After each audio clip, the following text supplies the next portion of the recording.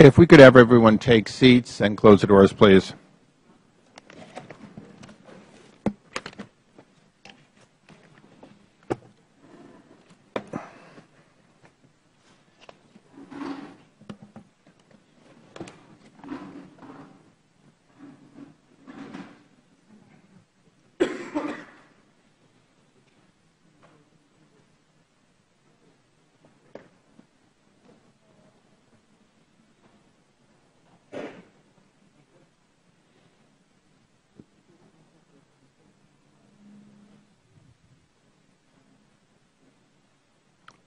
Chaplain, there's a seat up front for you if you'd like it, please. Please. Before we begin, I might note, not for the record, but for my pleasure, that the House Chaplain is present. The committee will come to order. The Oversight Committee exists to secure two fundamental principles. First, America has a right to know that the money Washington takes from them is well spent.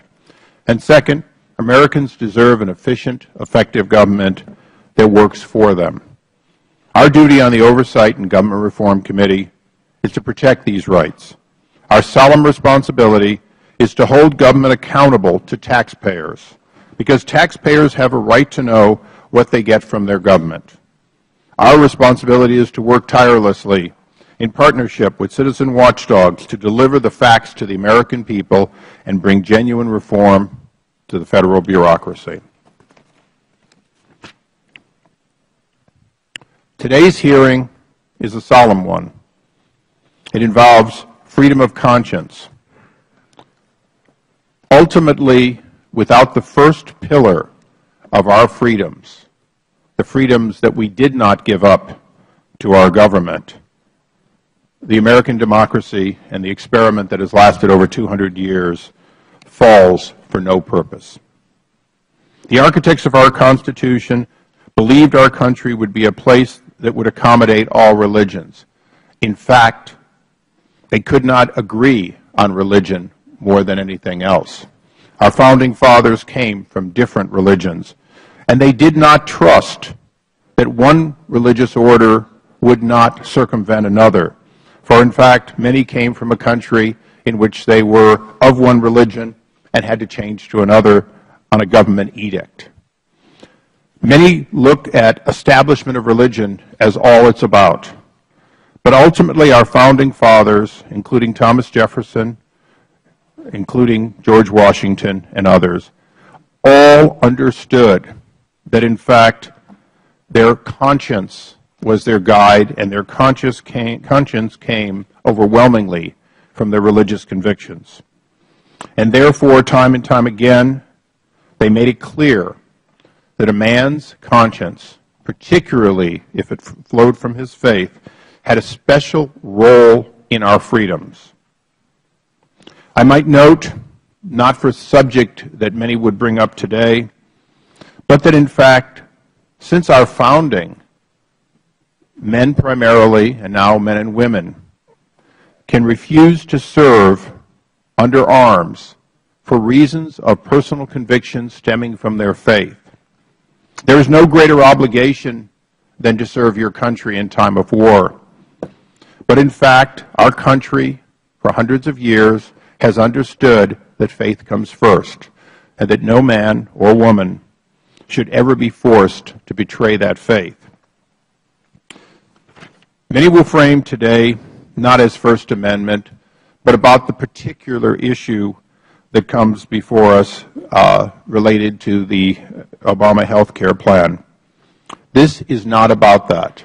In fact, if it's about that, we should be over in the Energy and Commerce Committee or some committee dealing with health or other issues.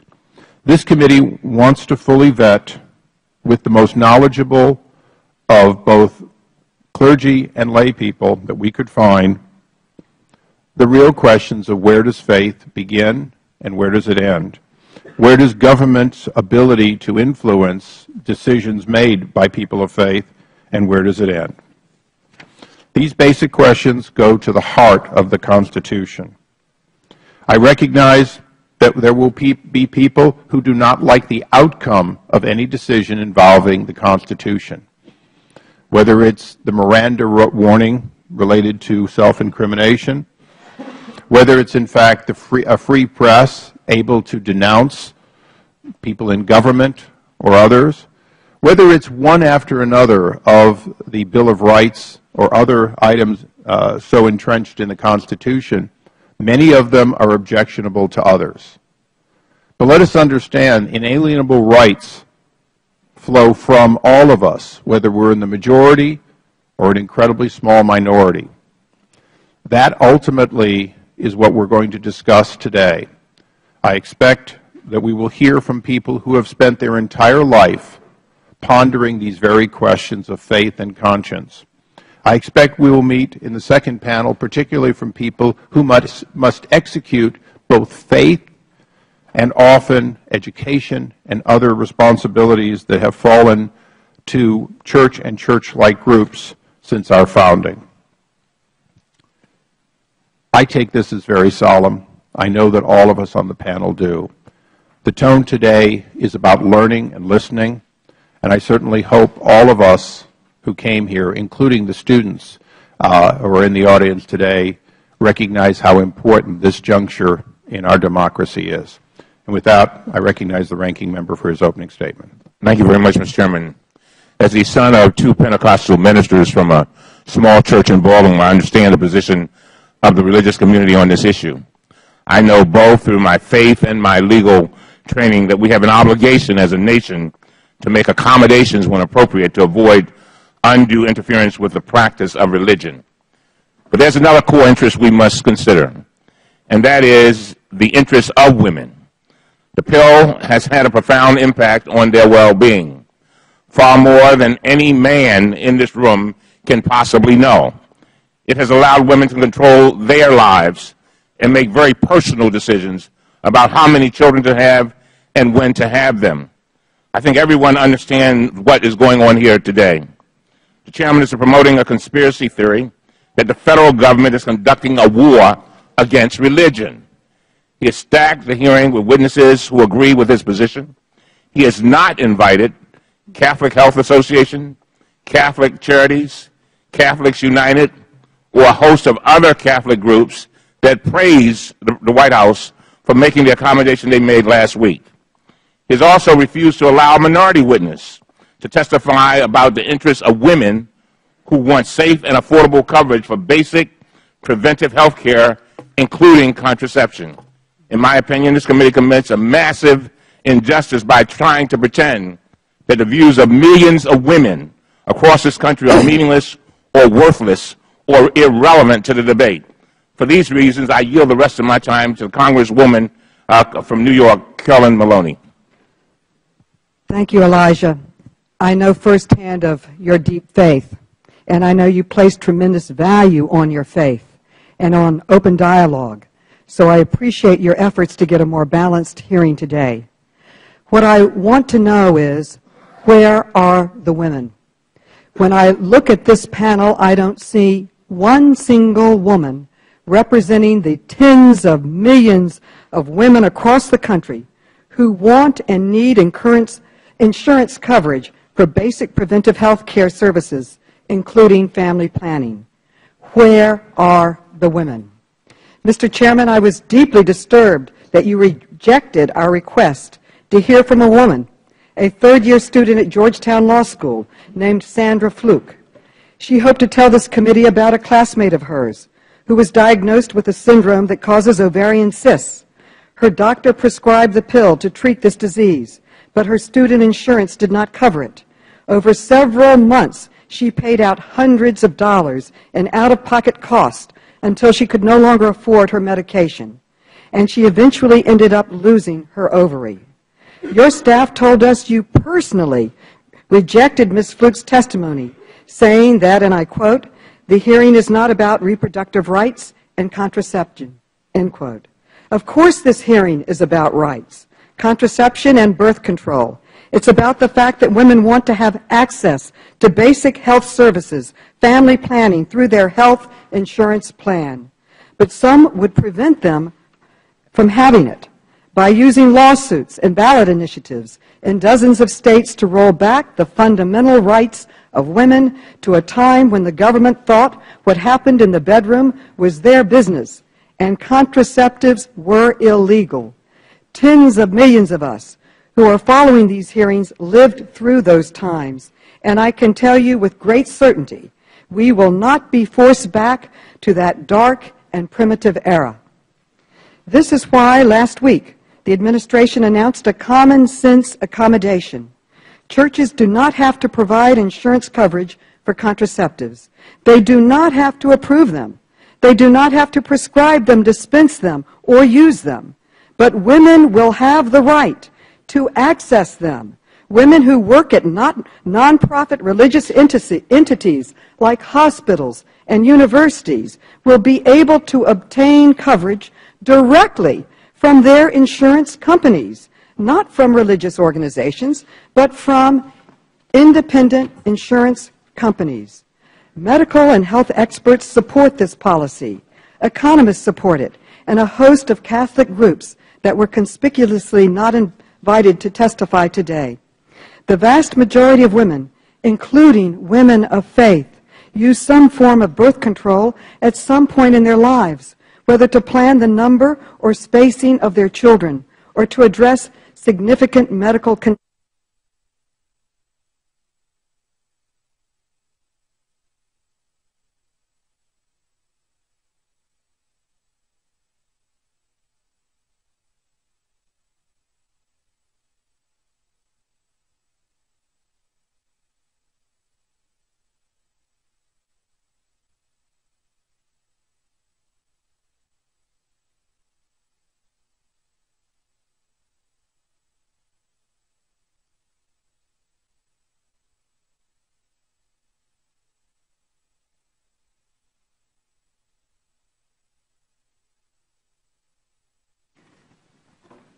Thank you, Mr. Chairman, and I am using this to urge you once again to let Ms. Fluke testify.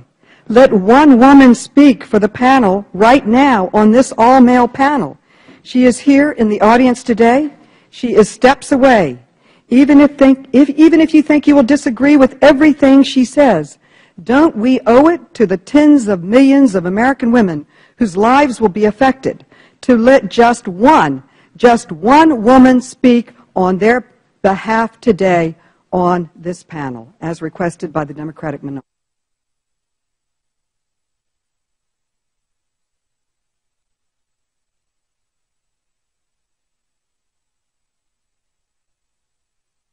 There we go. That's better.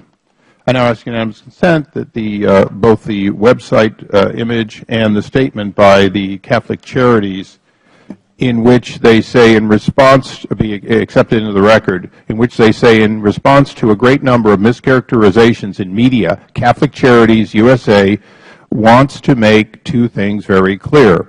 We have not endorsed the accommodations of the HHS mandate that was announced by the administration last Friday. And secondly, we unequivocally share the goal of the U.S. Catholic bishops to uphold religious liberty and will continue to work with the Catholic bishops toward that goal.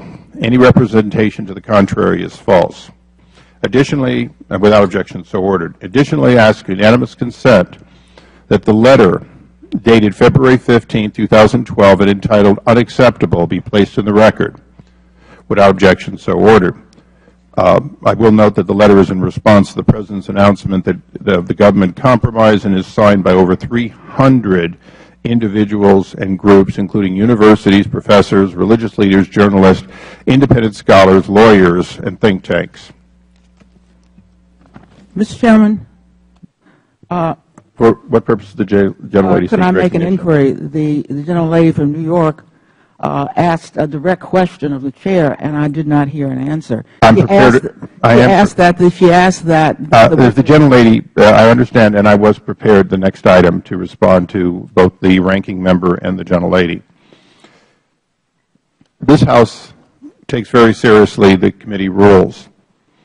It is a tradition, but not a rule of the committee, that the minority have a witness. It is a tradition that the minority have one witness. Just yesterday, the minority asked for and received two witnesses, one on each panel. They were both qualified, one being a U.S. Senator, but yet qualified. The second, today, we received not 3 days in advance or 2 days or even a full day in advance, as is the committee's requirement, but yesterday, beginning at 1:30, there was a dialogue, and I'd ask unanimous consent that the record of that dialogue by email be placed in the record. Without objection, so ordered. In that, I'll give it to you in a second.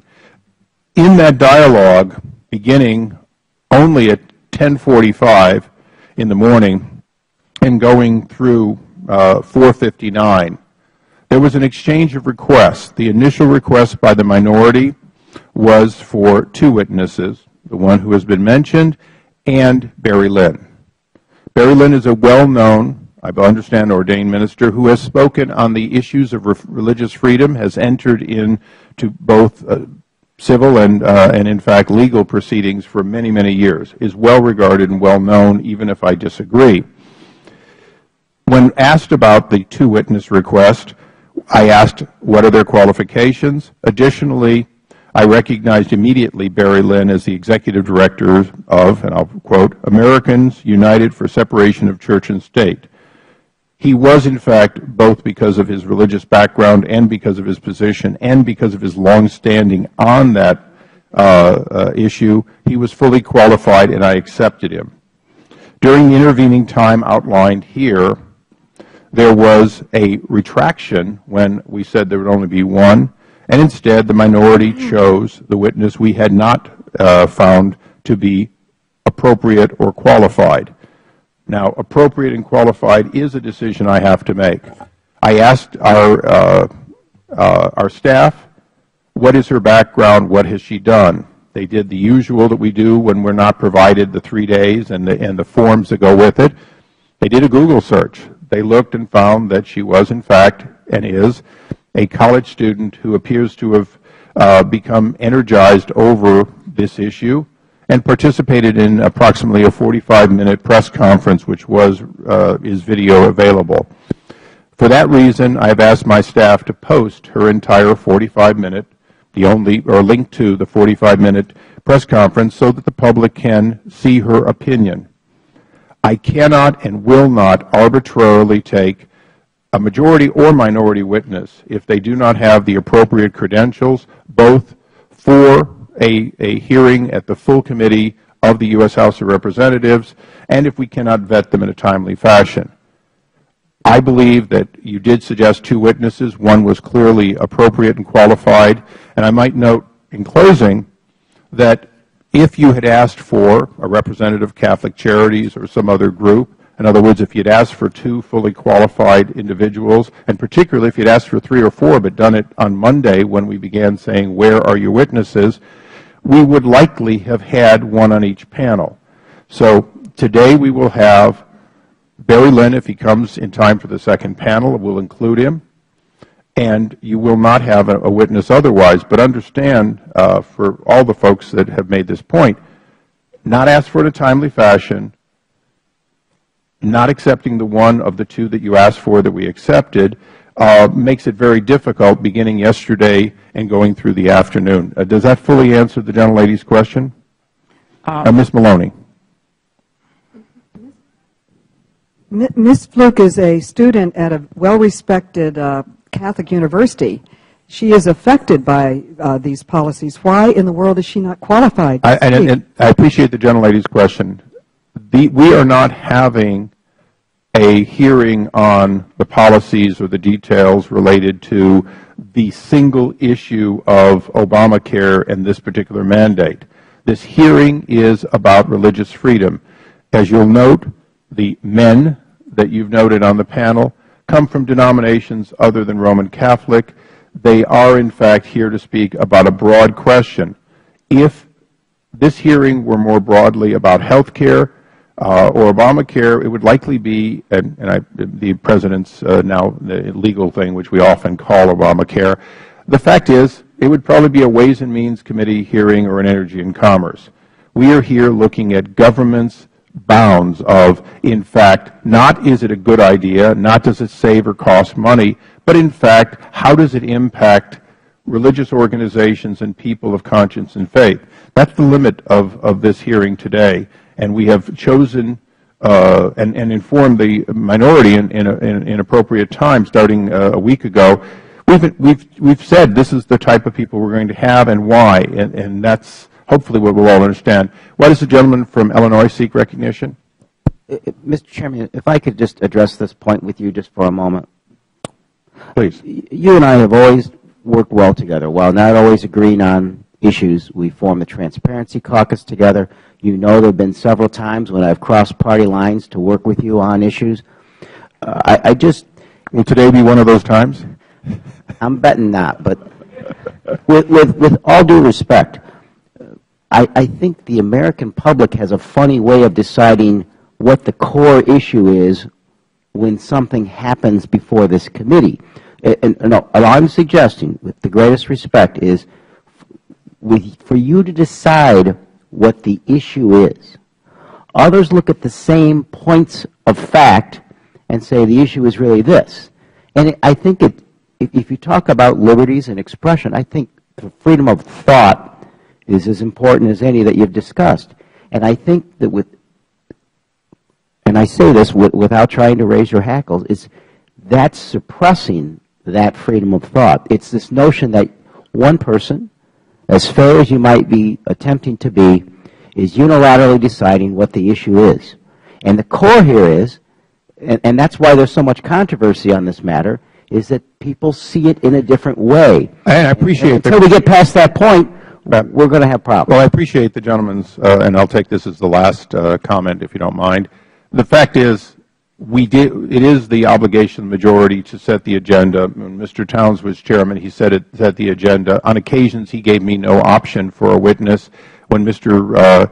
Waxman was, in fact, the chairman, including the staff director, who's now whispering in your ear, they gave us one witness on a third panel. And by the way, we had to have it in a timely fashion. So I appreciate your comments. The fact is, we will now go to our first panel of witnesses. And with that, for what purposes Mr. Turner seek a limited time?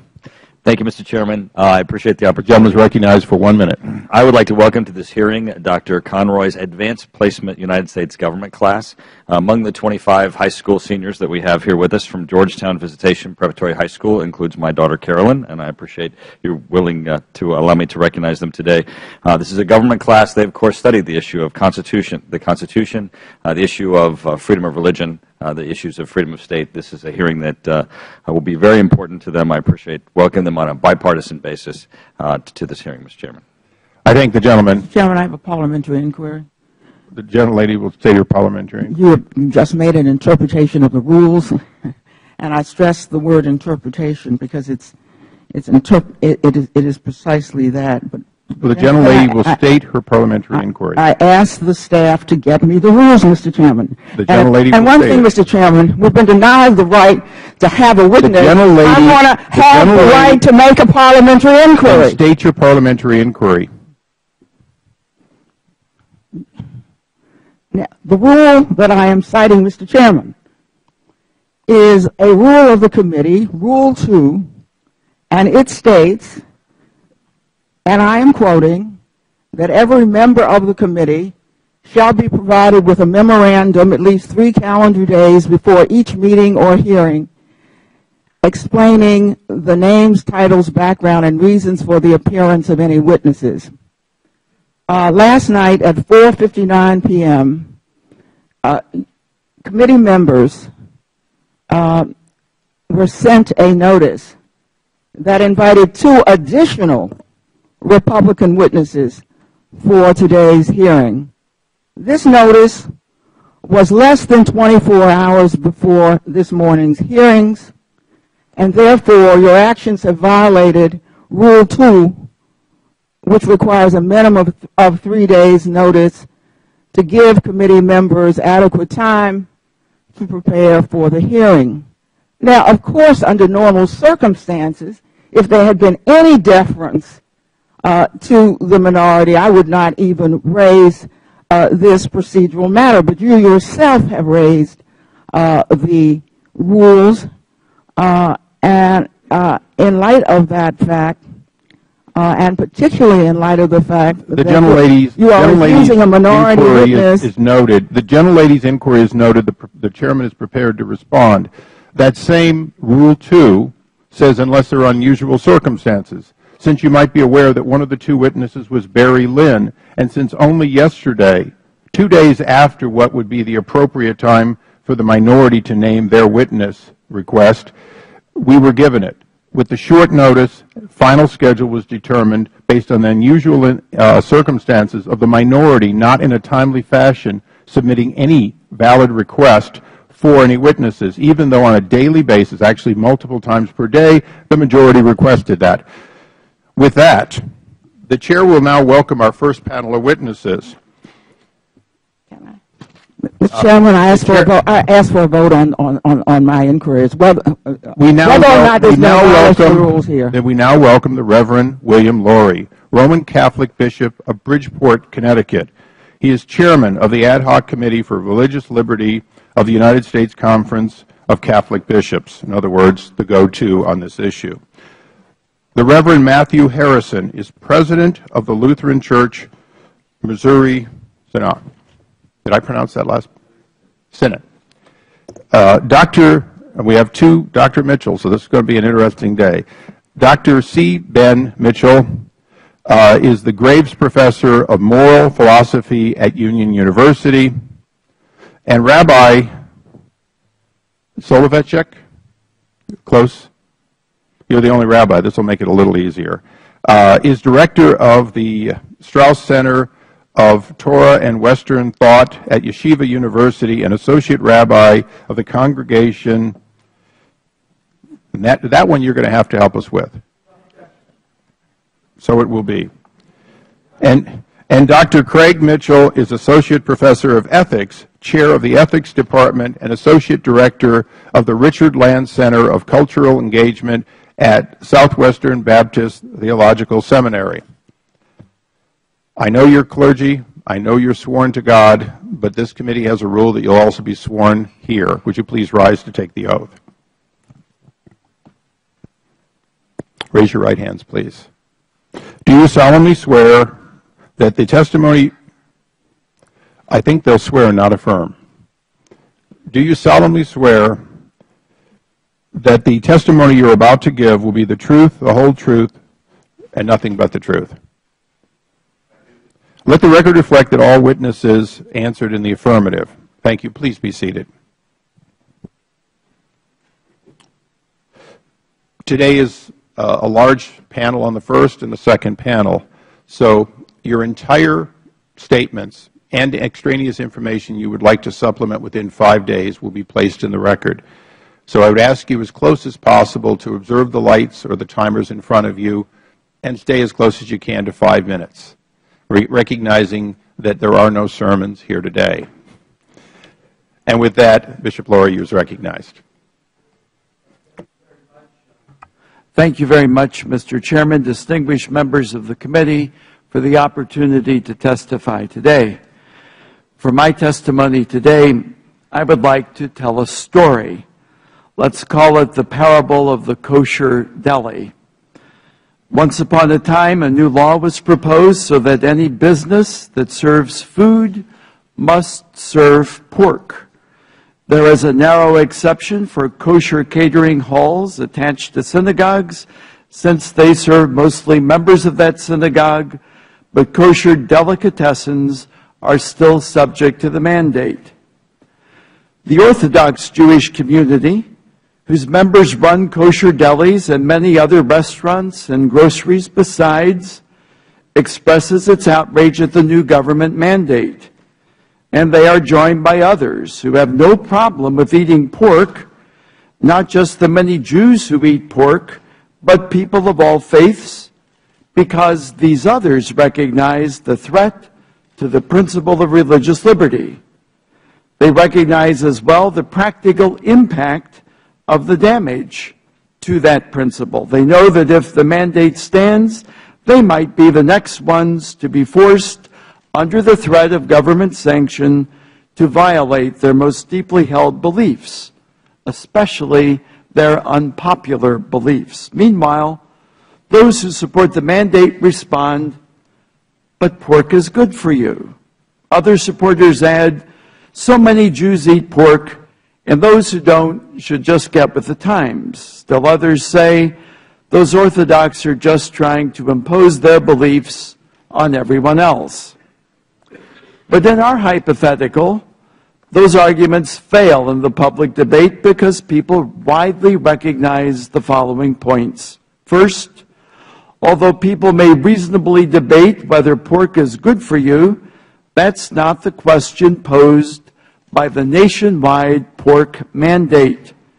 Instead, the mandate generates this question: whether people who believe, even if they believe in error, that pork is not good for you, should be forced by government to serve pork within their very own institutions. In a nation committed to religious liberty and diversity, the answer, of course, is no. Second, the fact that some Jews eat pork is simply irrelevant. The fact remains that some Jews do not, and they do not do so out of their most deeply held religious convictions. Does the fact that large majorities in society, even large majorities within protesting religious communities, the fact that they reject a particular religious belief, does that make it permissible for the government to weigh in on one side of the dispute? Does it allow government to punish that minority belief with coercive power? In a nation committed to religious liberty and diversity, the answer, of course, is no. Third, the charge that the Orthodox Jews are imposing their beliefs on others has it exactly backwards. Again, the question generated by a government mandate is whether the government will impose its belief that eating pork is good on objecting Orthodox Jews. Meanwhile, there is no imposition at all on the freedom of those who want to eat pork. That is, they are subject to no government interference at all in their choice to eat pork, and pork is ubiquitous and cheap and available at the overwhelming majority of restaurants and grocers. Indeed, some pork producers and retailers, even the government itself, are so eager to promote the eating of pork that they sometimes give it away for free. In this context, the question is this: can a customer come to a kosher deli, demand to be served a ham sandwich, and if refused, bring down severe government sanction on the deli? In a nation committed to religious liberty and diversity, the answer is no. So in our hypothetical story, because the hypothetical nation is committed to religious liberty and diversity, these arguments carry the day. Now, in response, those proposing the new law claim to hear and understand the concerns of kosher deli owners and offer them a new accommodation. You are free to call yourself a kosher deli. You are free not to place ham sandwiches on your menu. You are free not to be the person to prepare the sandwich and hand it over the counter to the customer. But we will force your meat supplier to set up a kiosk on your premises and offer, prepare, and serve ham sandwiches to all your customers free of charge. And when you get your monthly bill from your meat supplier, it will include the cost of any of the free ham sandwiches your customers may have accepted, and you'll be required to pay the bill. Now, some who supported the deli owners initially began to celebrate the fact that ham sandwiches didn't need to be on the menu and didn't need to be prepared or served by the deli itself. But on closer examination, they noticed three troubling things. First, all kosher delis will still be forced to pay for the ham sandwiches. Second, many of the kosher delis' meat suppliers themselves are forbidden in conscience from offering, preparing, or serving pork to anyone. And third, there are many kosher delis that are their own meat supplier, so the mandate to prepare, offer, and serve ham sandwiches still falls on them. Well, the story has a happy ending. The government recognized that it is absurd for someone to come into a kosher deli and demand a ham sandwich, but it is beyond absurd for that private demand to be backed up with the coercive power of the state, and downright surreal to apply this coercive power when a government can get the same sandwich cheaply or even free just a few doors down. The question before the United States government right now is whether the story of our own church institutions that serve the public and that are threatened by the HHS mandate will end happily too. Will our nation continue to be one... Bishop Lurie, could you wrap up? Almost done. We'll all be there. Yes. All right, Mr. Almost done, Mr. I'll ask for Chairman. 15 additional seconds. Thank you. Will our nation continue to be one committed to religious liberty and diversity? We urge in the strongest possible terms that the answer must be yes.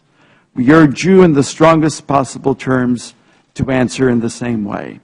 Thank you for your attention.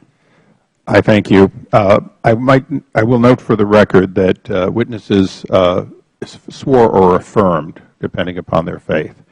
And with that, we go to Reverend Harrison. Thank you, Mr. Chairman. It's a pleasure to be here. The Lutheran Church Missouri Synod is a body of some 6,200 congregations and 2.3 million members across the U.S. We don't distribute voters lists. We don't have a Washington office. We are studiously nonpartisan, so much so that we're often criticized for being quietistic. I'd rather not be here, frankly. Our task is to proclaim in the words of the blessed Apostle St. John, the blood of Jesus Christ, God's Son, cleanses us from all our sin. And we care for the needy. We haven't the slightest intent to Christianize the government. Martin Luther famously quipped one time, "I'd rather have a smart Turk than a stupid Christian governing me." We confess that there are two realms, the church and the state. They shouldn't be mixed. The church is governed by the Word of God, the state by natural law and reason, the Constitution. We have 1,000 grade schools and high schools, 1,300 early childhood centers, 10 colleges and universities. We are a machine which produces good citizens for this country, and at tremendous personal cost. We have the nation's only historic black Lutheran college in Concordia, Selma. Many of our people were alive today and walked with Dr. King 50 years ago on the march from Selma to Montgomery. We put up the first $1 million and have continued to provide finance for the Nehemiah Project in New York, as it has continued over the years to provide home ownership for thousands of families, many of them headed by single women. Our agency in New Orleans, Camp Restore, rebuilt over 4,000 homes after Katrina through the blood, sweat, and tears of our volunteers. Our Lutheran Malaria Initiative, barely begun, has touched the lives of 1.6 million people in East Africa, especially those affected by disease, women and children. And this is just the tip, the very tip of the charitable iceberg. I'm here to express our deepest distress over the HHS provisions. We are religiously opposed to supporting abortion-causing drugs. That is in part why we maintain our own health plan. While we are grandfathered under the very narrow provisions of the HHS policy, we are deeply concerned that our consciences may soon be martyred by a few strokes on the keyboard, as this administration moves us all into a single-payer program, a system.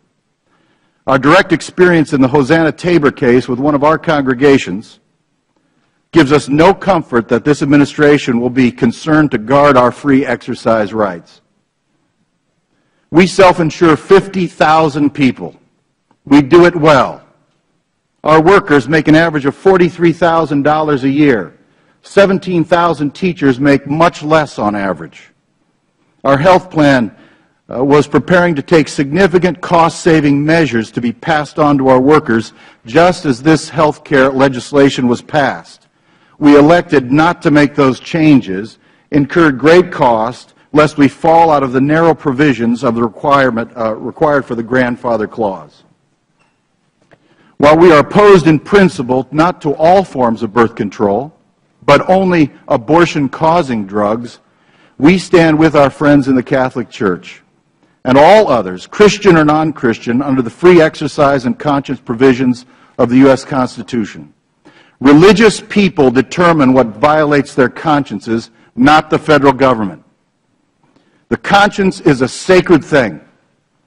Our church exists because overzealous governments in Northern Europe made decisions which trampled the religious convictions of our forebears. I have ancestors who served in the Revolutionary War.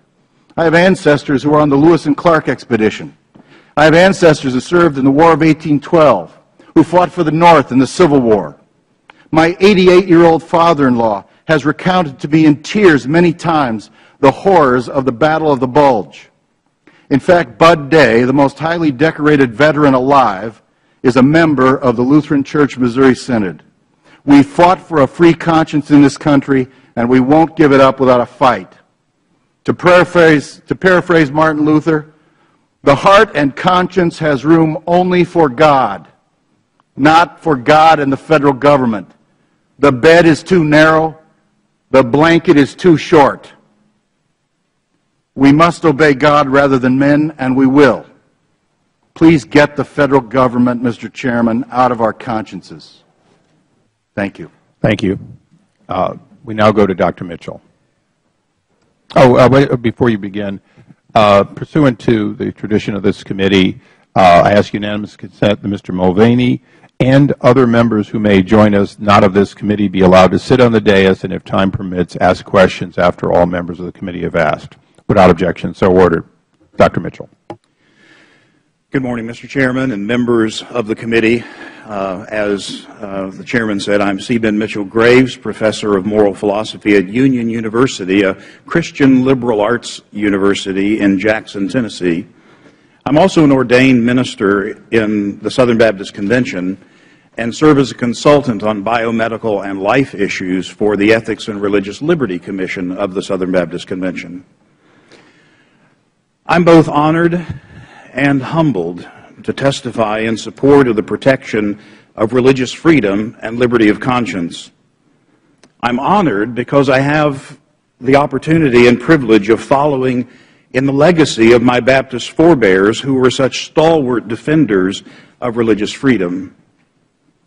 And I am humbled because many of those forebears suffered and died so that you and I could live in a nation with religious freedom from state coercion. I stand in the rich legacy of individuals like Roger Williams, a one-time Baptist and founder of Providence Plantation, which became the state of Rhode Island, who declared in no uncertain terms that the violation of a person's religious conscience was nothing less than the rape of the soul. Williams understood that forcing a person through the power of the state to violate his or her own conscience is a monstrous harm. Moreover, every American is a legatee of the freedoms secured in our Constitution, partly through the influence of the Reverend John Leland, who was a Baptist minister in Massachusetts and Virginia, and who became a friend of James Madison, Thomas Jefferson, and other American founders.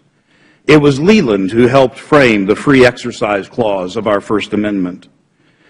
In a sermon Leland preached in 1791, he proclaimed, "Every man must give an account of himself to God, and therefore every man ought to be at liberty to serve God in a way that he can best reconcile to his conscience.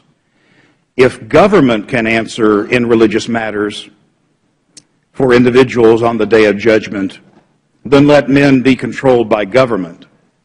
Otherwise, let men be free."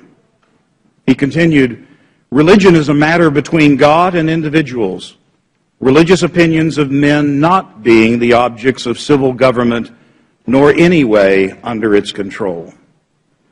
And finally, I must appeal to a 20th century colorful Texas Baptist minister, George W. Truitt, pastor of the historic First Baptist Church of Dallas.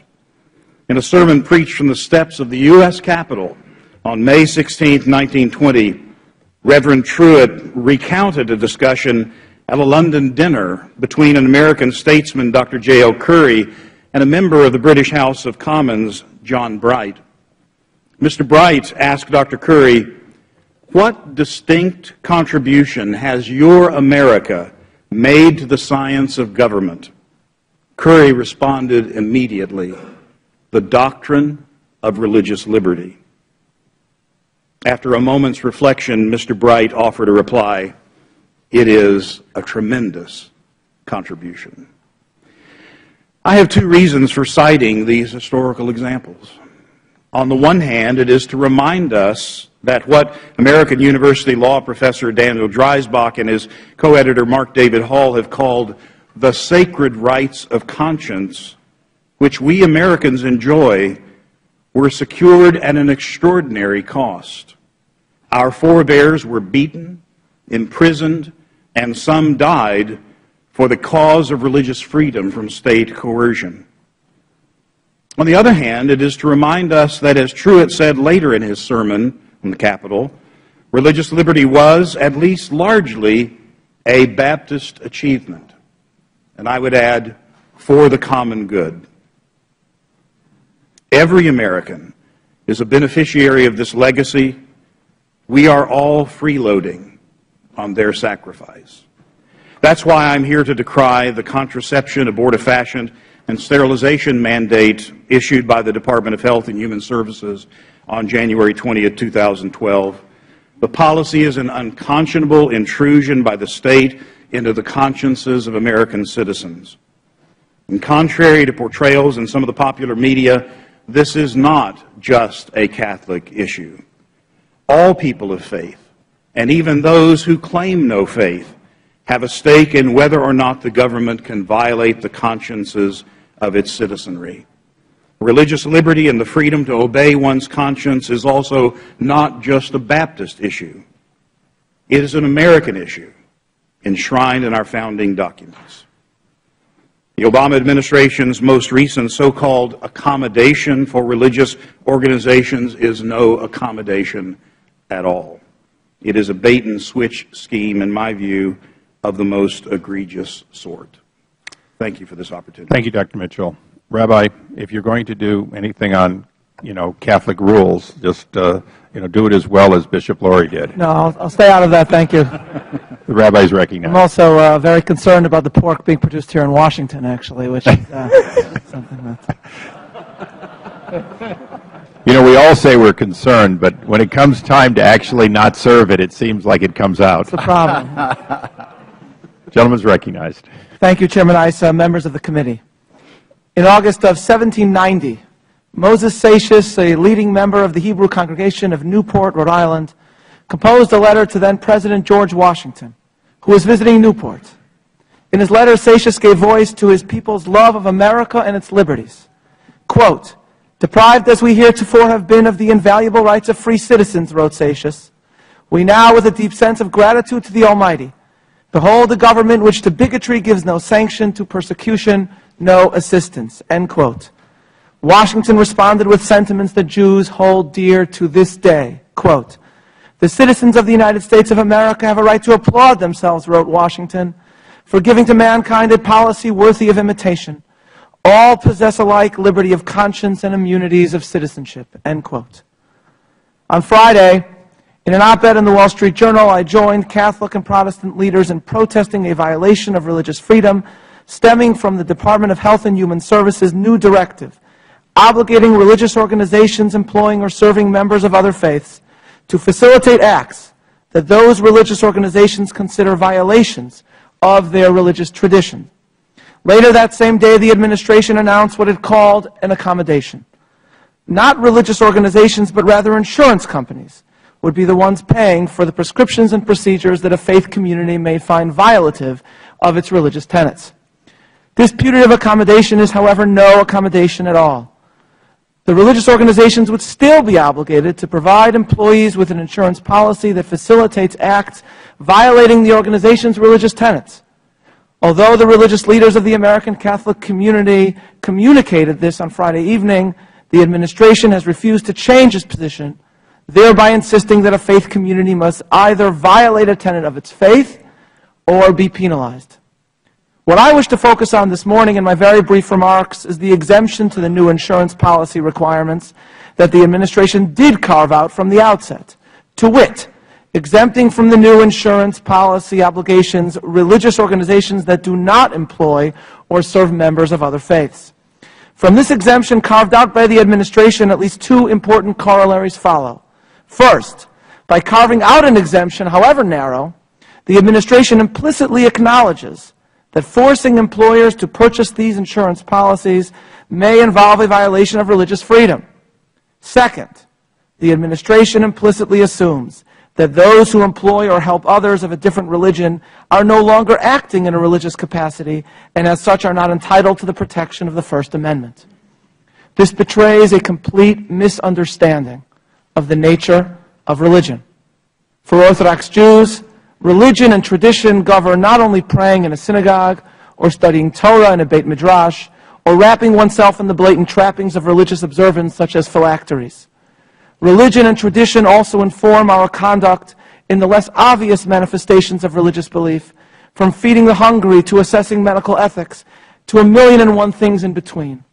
Maimonides, one of Judaism's greatest Talmudic scholars and philosophers and also a physician of considerable repute, stresses in his Code of Jewish Law that the commandment to love the Lord your God with all your heart is achieved not through cerebral contemplation only, but also requires study of the sciences and engagement in the natural world, as this inspires true appreciation of the wisdom of the Almighty.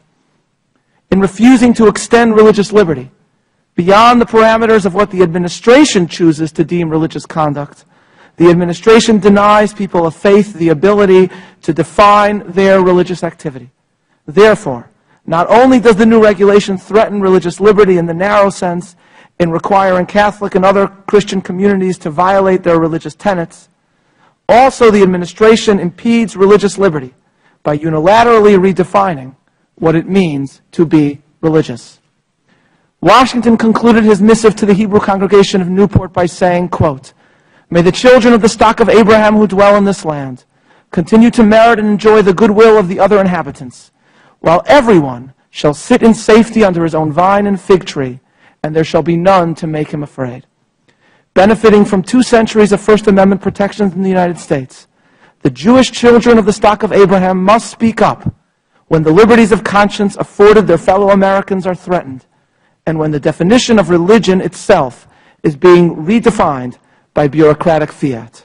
Thank you for the opportunity to do so this morning. Thank you, Rabbi. And now, a second, Dr. Mitchell. You're recognized for 5 minutes. I come to you today to express my concerns not as a religious leader, but as an American. My father served for 20 years in the United States Air Force. Dr. Mitchell, you have a great voice, but I think your mic isn't on. Hit the talk button. Okay, is that? You were doing well without it, but not for the folks that have to record. Right. Thank you. I come to you today to express my concerns not as a religious leader, but as an American. My father served for 20 years in the United States Air Force. My stepfather served for 20 years in the United States Air Force also. I served for 12 years as an Air Force officer and attained the rank of major in the reserves. I swore my brother in when he became an active duty second lieutenant. So with all this, I have a very strong view of what it means to be an American. I do not object to this mandate upon health care only because it's not consistent with my faith. No, I object to this mandate because it is not good for America. To be an American means that we stand for the Constitution of the United States. The more that we find out about this health care bill, the more we find out that our Constitution has been violated. I and many others swore to defend this Constitution against all enemies, foreign and domestic. Yet our elected officials have created this health care nightmare that requires every citizen to buy medical insurance whether they want it or not, and it's as if the Commerce Clause did not even exist. To be an American means that we stand for religious freedom. This mandate is contrary to everything that I and every other person who wore the uniform stands for, regardless of what their faith was. This is true of people who have no faith. It is inconceivable to me and many others that such a bald-faced attempt to step on the Constitution of this great country was even proposed. It is for this reason that I traveled here today to make my objections known. I'm a Southern Baptist minister and a professor of Christian ethics. As such, I know that Baptists have stood at the forefront of religious liberty. This goes all the way to Isaac Backus, Hezekiah Smith, and others who pushed for the freedom of religion. When Thomas Jefferson talked about a wall of separation between church and state, he was opposing persecution of people for their beliefs. But this is exactly what this mandate does. This mandate, in the name of health care, seems designed to offend those who have religiously informed moral sensibilities. Simply put, this mandate forces people to violate their consciences. A government that will force its citizens to violate their consciences has overstepped a critical boundary. It is the purpose, if the purpose of government is to serve its people, then this rule is wrong. The arguments used to defend this mandate are no different from the old argument that says we had to destroy the village in order to save it. It is the church that was responsible for the creation of hospitals. The church was also responsible for much of the development of health care. With this kind of history, it is ironic that religious organizations should have their rights crushed in the name of health care. If this is allowed to stand, then there's nothing that the U.S. government cannot compel its citizens to do. Explain to me how all of this is consistent with the American ideal. On Friday, the President made some changes to the mandate by having insurance companies pay for contraceptives and abortions. As an economist, I know that a tax liability on either the buyer or seller of a good will still be felt by the other. Consequently, the requirement for insurance companies to pay for this mandate will still be paid by their customers. In other words, this solution does not in any significant way dodge the religious liberty problems associated with this mandate, because those in religious institutions will still have to foot at least part of the bill. As such, my religious freedoms are still being violated. If the President is allowed to have his way, I and every other American will have no recourse to address this egregious act. As an economist, I also know that when the tax incidence is on the supplier, that the cost of the good or services increases. The President's health care bill was sold with the idea that it would cut costs. We are finding thus far it is becoming far more expensive than it was originally planned to be. This latest wrinkle only adds to the cost. In effect, it adds insult to injury, especially when you consider that most religious institutions are self-insured.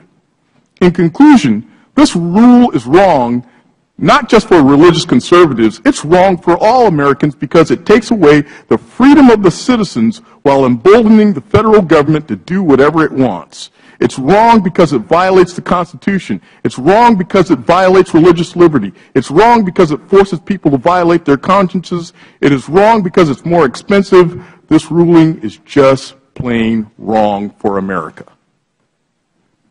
Thank you. I thank the gentleman.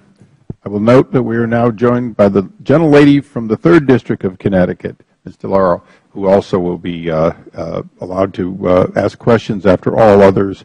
I will note for the record that I don't expect that to be able to happen on the first panel, but we will certainly, at a minimum, make it available on the second panel. Thank you. Pleasure having you.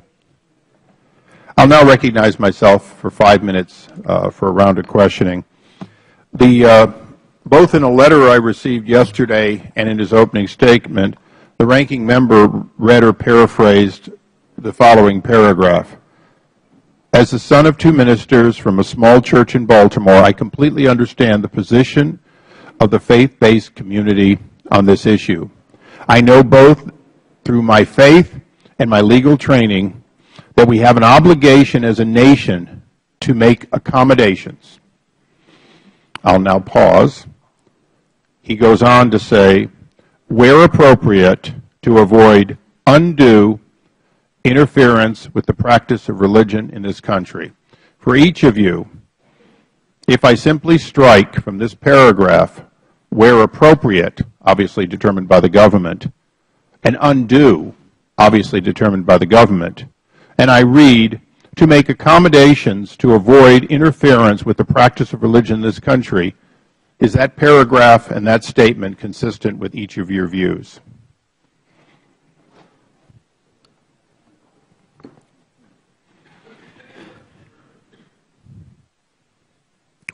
I see all yeses. So is it fair to say then that what we're debating here is government's decision that it can determine on behalf of people of faith and conscience the question of where appropriate and what is undue. Seeing also yeses. If, in fact, this stands, and would you put that poster up for, would you bring out the poster of our President John F. Kennedy? John F. Kennedy said, I would look with favor, upon a president working, I would not look with favor upon a president working to subvert the First Amendment's guarantee of religious liberty. For each of you, or any of you, do you believe that, in fact, we have a president's administration, not him personally, who is working to subvert the guarantees of religious liberty? Yes. Rabbi? Yes, absolutely. That is what the current policy does, in effect. What their motivation is, I can't speak for that, but there is no question that the current policy and intent announced by the Department of Health and Human Services does restrict and does effectively damage religious liberty in this country.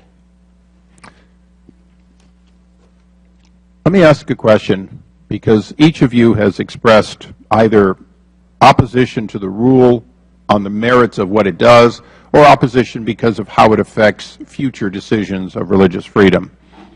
Well, let me go briefly into the question of the actual health items it affects. I was brought up to believe that government in this country is separate, clearly separate from our faith, and that often government does things which in our faith we object to, but that is in fact the part of give Caesar his due that we all grew up being taught in one way or another.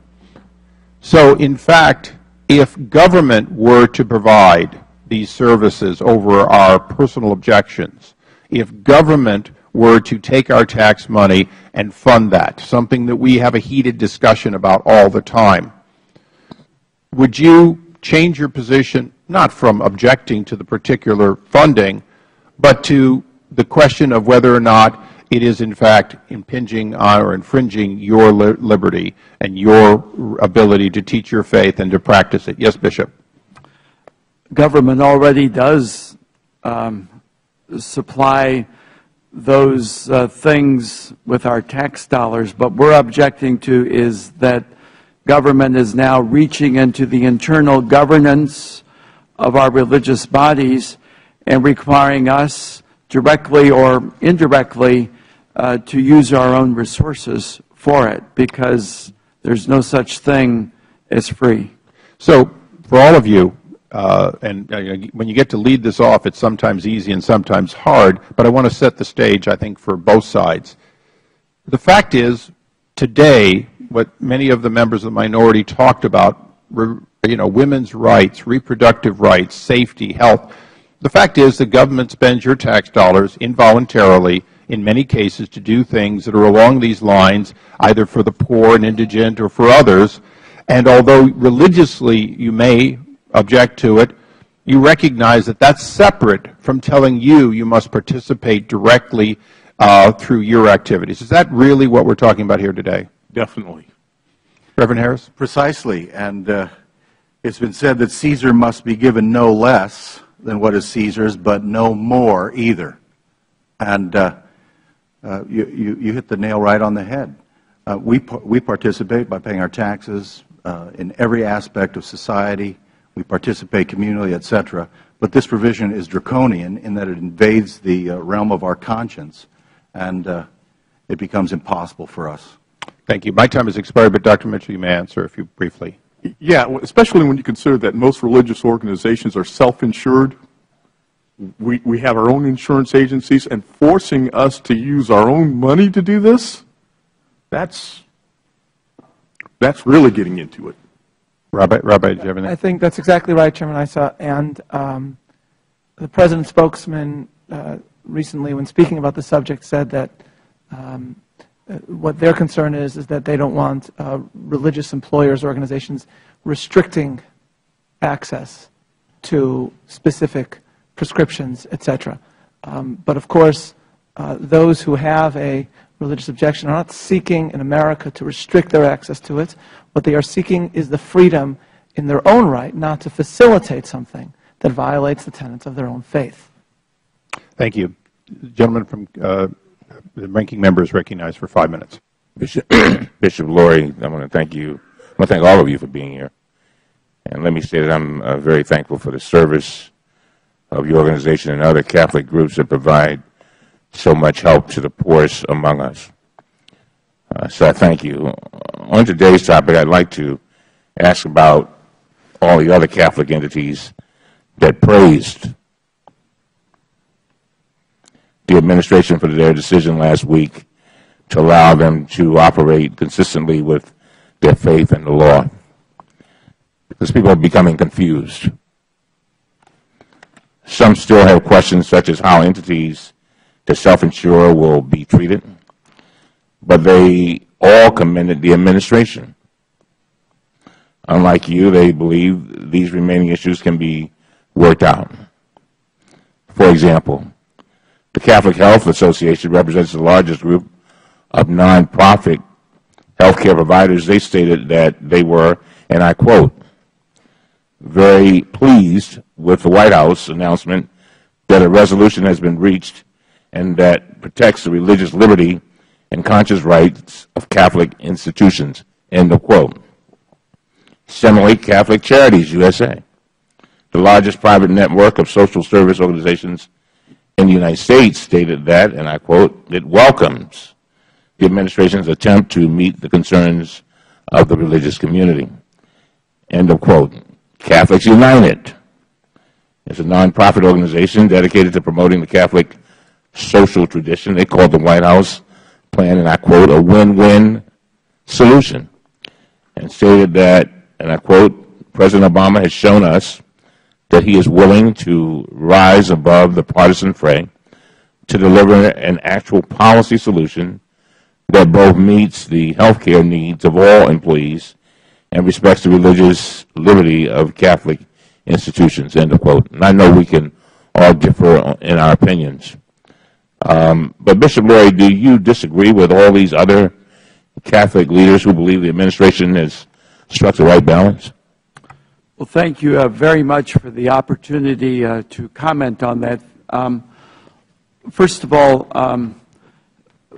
when the announcement was made last Friday, it came upon certainly the bishops' conference of a sudden. There was no prior consultation. It was not given to us in writing, and it was told to us not long before it was announced. When we first heard it ourselves, we wondered if there might not also be a glimmer of hope, but upon further analysis within that same day, we immediately began to see problems. Catholic Health Association put out its own statement for which it is responsible. Catholic Health Association does not speak for the church as a whole. The Catholic bishops speak for the church as a whole. It is a lobbying group. It is a trade association. It is not the Catholic Church as such. And it is instructive that as time has passed on and there's been further opportunity for analysis, both at the level of morality and at the level of policy, there are questions that Catholic Health Association itself is now rightfully asking. Catholic Charities USA is in the same position. While it initially offered a positive statement, it would seem, as time goes on, it has also recognized that there are very serious problems at the level of principle and at the level of practicality, and they have issued a statement indicating their solidarity with the bishops. I don't know much about Catholic United, except it doesn't have any particular standing in the church. A few minutes ago, the chairman asked a question, I think I get it right, got it right, did you all believe that the Obama administration was truly, do you really believe that he's trying to subvert religion? I think the rabbi did answer that. Did you answer that? Do you really believe that? Would the gentleman yield? Yeah. Well, whatever question. The word subvert, I said, well, why don't you correct me? Tell me what you asked. You held up the sign and just tell me what you asked. I just want to ask the question that you asked. I'm asking him specifically. We'll ask unanimous consent for additional 1 minute. I'm not, I said very clear. I wasn't trying to confuse anybody. The rabbi answered the question. Remember, Rabbi, what was the question? Just for the record, Rabbi, I said that President John F. Kennedy said I would not look with favor upon a president working to subvert the First Amendment's guarantee of religious liberty. And then I asked all about John F. Kennedy's statement. And the gentleman was closer to right than I remembered. Okay. If I could just speak to that for 1 moment. And I did not say, Congressman Cummings, that the President or the administration is trying to subvert religious freedom. What I said was that the policy, in effect, damages religious freedom. I made no statement at all about what they are intending to do. I'm not saying anything about that. And what about you, Rabbi? I mean, do you really believe that? You mean myself? Yeah, you. Congressman, thank you. Yes, sir. I believe there are serious challenges, and not just with the HHS rule, but also we saw serious challenges with Hosanna Tabor, and we saw serious challenges in an attempt by HHS to deny contracts to Migration and Refugee Services and Catholic Relief Services because those organizations, in fidelity to the Church, would not provide the so-called full range of reproductive services. We have an ad hoc committee on religious liberty that is a part of the Bishops' Conference because we have massive concerns about religious liberty at the state and federal level. Massive concern. If I remember, we had a hearing on that, on these contracts that you just talked about, and it showed that in the hearing it came out that the Catholic Church, I guess I'm saying this right, received millions upon millions of dollars in all kinds of contracts. You're familiar with that, right? Mr. Congressman, we don't get a handout. Oh, I never said that. We contract for services and we deliver and we bring to those services some moral convictions. And we shouldn't be at a disadvantage because we bring some moral convictions to the table. We also bring the generosity of the Catholic people, and we bring volunteers. When you contract with the Church, you get a bang for your buck. Thank you very much, Mr. Chairman. Thank you. We now recognize the gentleman from North Carolina, Mr. McHenry, for 5 minutes. Thank you, Mr. Chairman. It's a very simple and broad question for the whole panel. Very simple question. Is this ruling by HHS, do you view this as a issue of contraception and abortifacients, or an issue of religious freedom and conscience protections? Bishop Laurie, and we'll certainly go down the row. We view it as an issue of religious liberty. We view it, first of all, and primarily at the level of principle. It is a question of government reaching into the internal governance of religious bodies and making a requirement contrary to Church teaching. Thank you, sir. Reverend Harrison. Yes, we view it completely as a matter of religious freedom. We have never gone on record opposing all forms of birth control. We've only gone on record saying that we have moral objections to abortifacients, abortion-causing medications. So we are deeply concerned that this is a conscience issue. If we are forced in situations with our universities and other institutions to act in ways fundamentally contrary to our religious convictions, it has a disparaging effect on our institutions. It denudes us of the very faith that has driven us into those situations where we care for people in need. Thank you. Dr. Mitchell.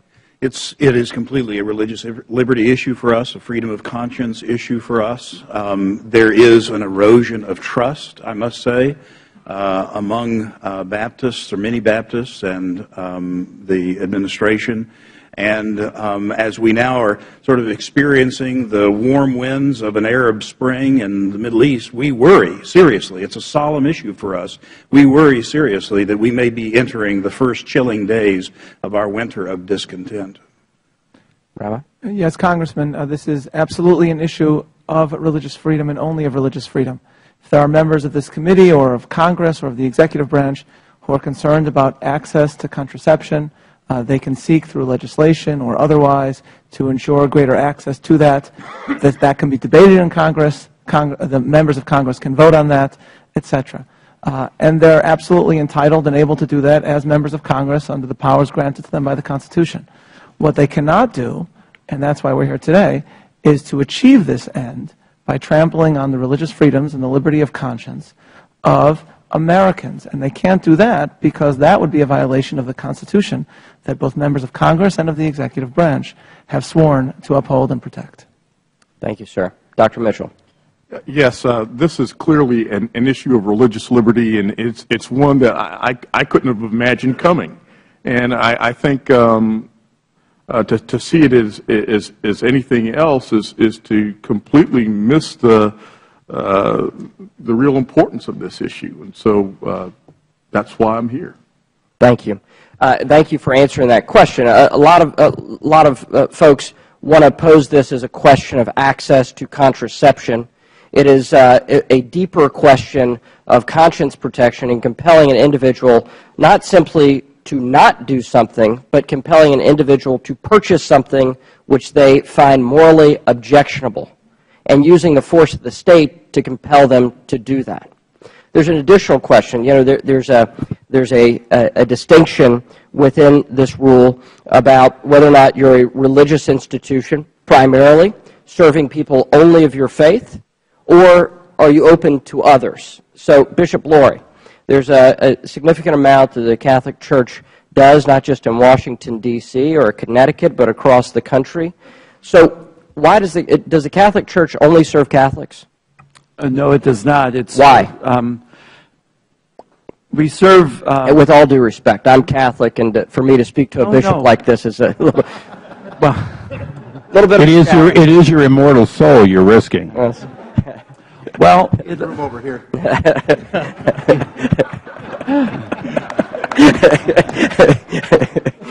Thank you, Reverend. You know, thanks. It all started when the Lord said, "Go and baptize all nations," and that kind of put us on a course of being out there. We serve people of all faiths and none, not because they're Catholic, but because we're Catholic and because our faith prompts us to do it. It flows from what we believe, how we worship, and how we are to live. And so we regard, for example, our Catholic charities as really an outgrowth of our discipleship of the Lord and our communion with one another in the Lord, not a side business. Thank you, and thank you, Mr. Chairman. Thank you. I might note, just to be ecumenical, that Beth Israel provides Sunday food for Father Joe Carroll's food bank in San Diego, just to make sure that all days are covered. With that, we recognize the former chairman of the full committee, Mr. Towns, for 5 minutes. Thank you very much, Mr. Chairman. I would like to ask unanimous consent that I be allowed to submit testimony from the National Health Law Program for the record. I'm reserving, you said testimony. Is it a written statement? The written statement, yes. Without objection, so ordered. Let me begin by, and first of all, I must say that I am concerned, and I know it's been expressed earlier that we have before us 5 distinguished men and with no women. And I must admit that being an ordained minister myself, I must say, even in spite of all of that, I'm a little nervous over the fact that we have 5 men and no women. It sure would have been nice to at least have that kind of dialogue, because I really think that that's very, very important. And let me just, with that on the record, let me just move forward by saying It is my understanding, I guess Bishop Laurie, I'll go to you, that Georgetown University, very prestigious university here in our city, offers health insurance that covers contraception for its faculty, but not for its students. Is that correct? I'm not familiar with the insurance plan of Georgetown University. Well, let me ask you, if that's the case, do you believe Georgetown students should be offered the same health insurance benefit as its faculty? Do you believe that should happen? Again, I don't think I'd be qualified to answer specifics about the kind of coverage provided to students and faculty. Well, let's deal with generalities then. Would the gentleman yield? I'd be delighted to yield to the gentleman. Just briefly, we will have representatives of Catholic University, Abbey College, Baptist University, and Oklahoma Christian. So I think these are great questions, but we'll get it answered for you on the second panel. Well, you know, I think what I'm trying to do before the bishop departs, I'm trying to understand exactly what problems the bishop had with the administration's policy. That's what I'm really trying to understand. It's not clear to me. Yes, well, the problems are at the level of principle and at the level of practicality. The principle is the government's reaching in and forcing us to do something. We might disagree inside of the church. We might have our problems inside of the church, but it's not for the government to weigh in and be the arbiter of those things. And secondly,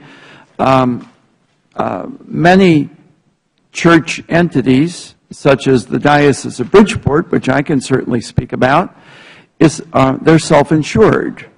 And so as a result, I am not only the employer, but also the insurer. And so certainly at the level of practicality, the new rule does nothing to help. And also there are religious insurers. There are individuals who have conscientious objections, and the rules do nothing for them. So we have problems on all those levels. Right. Well, let me ask you this then.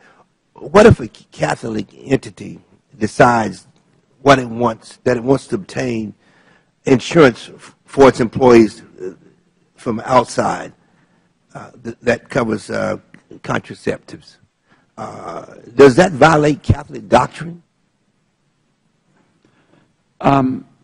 So if your question is, if a Catholic entity wishes or goes ahead and purchases coverage for contraception or an abortifacient, yes, we would say it does, yes.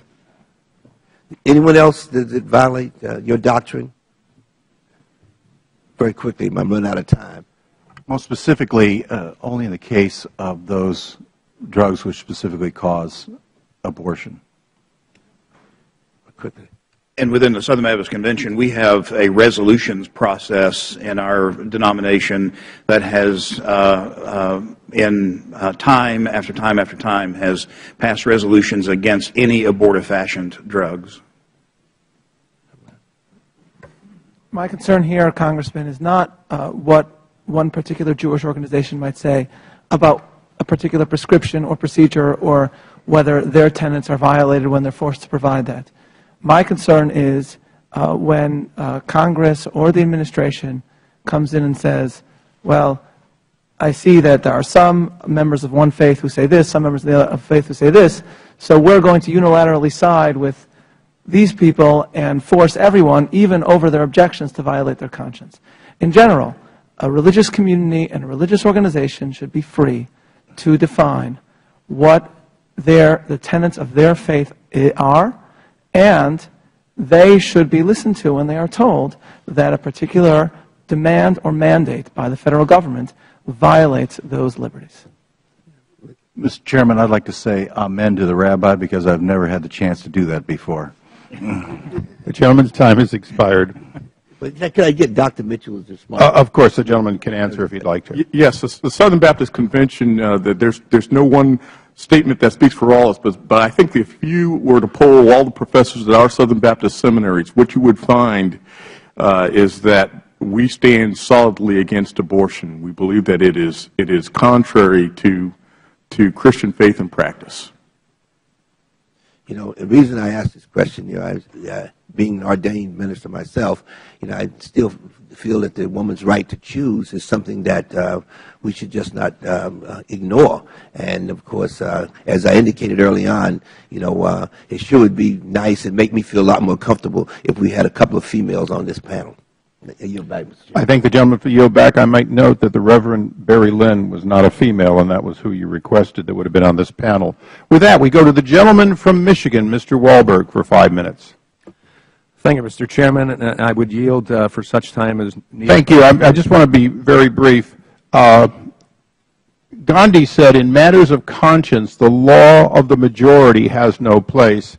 Rabbi, in this case where you have no faith-specific objections to what is in HHS, isn't that essentially why you're here, that all of us as minorities must stand together to say, there but for us goes someone else the next time? Well, the concern of the Founding Fathers was not only the democratic rights of the majority to engage in self-government.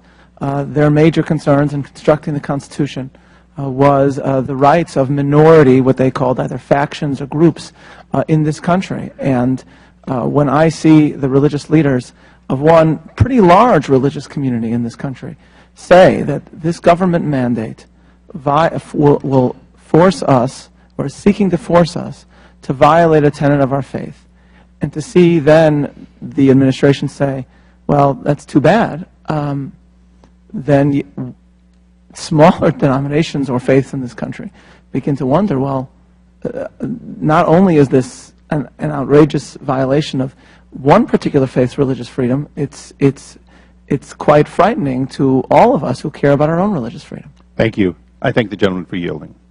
Thank you, Mr. Chairman, and I thank the panel for being here today. Thank you for your voice that you've stated very clearly. In the Declaration of Independence, it refers to unalienable rights. How do you understand unalienable rights? What is the meaning to you? Please.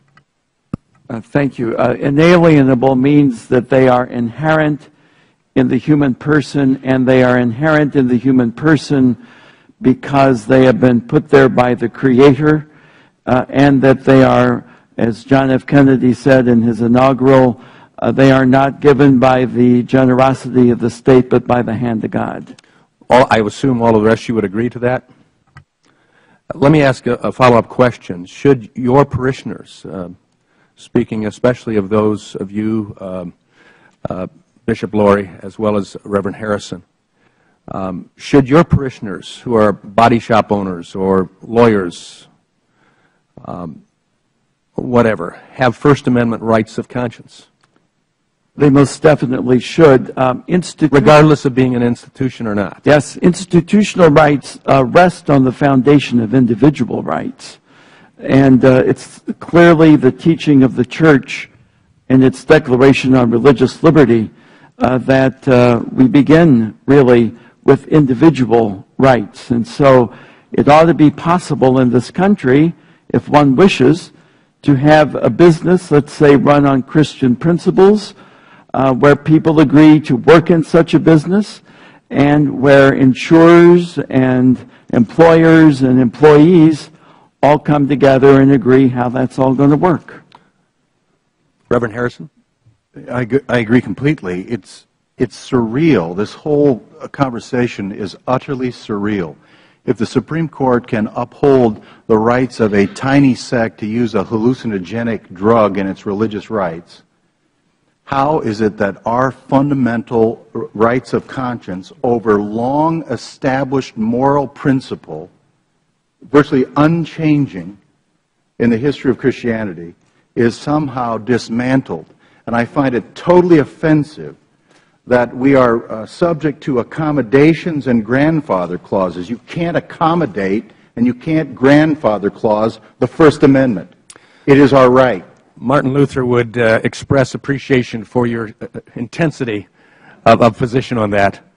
In recent weeks, I've had the dubious privilege of sitting in hearings where I've heard the Constitution being attacked, being denigrated, when I've heard people at that table speak about constitutional niceties, not dealing with the real world of today, when I've heard a justice of the Supreme Court refer to the fact that new-forming constitution nations ought to look away from our Constitution and ought to look to some other constitutions. It's unbelievable. And then we come to this time when, in fact, constitutional liberties are being stepped upon, trounced upon, not only for institutions but for individuals, as you've very clearly stated, in the area of religion and conscience. I'm a minister. I was formerly a pastor. I'm glad to see you gentlemen here. I would encourage you, with great respect, to speak with clarity, to call for your congregations to understand the power of freedom and liberty.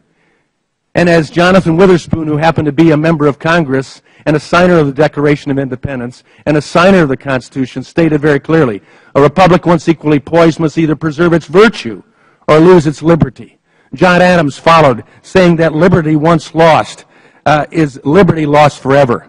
And let me finish by one statement, and I would ask for... The gentleman can have an additional 15 seconds. Thank you. Only. Mr. Chairman.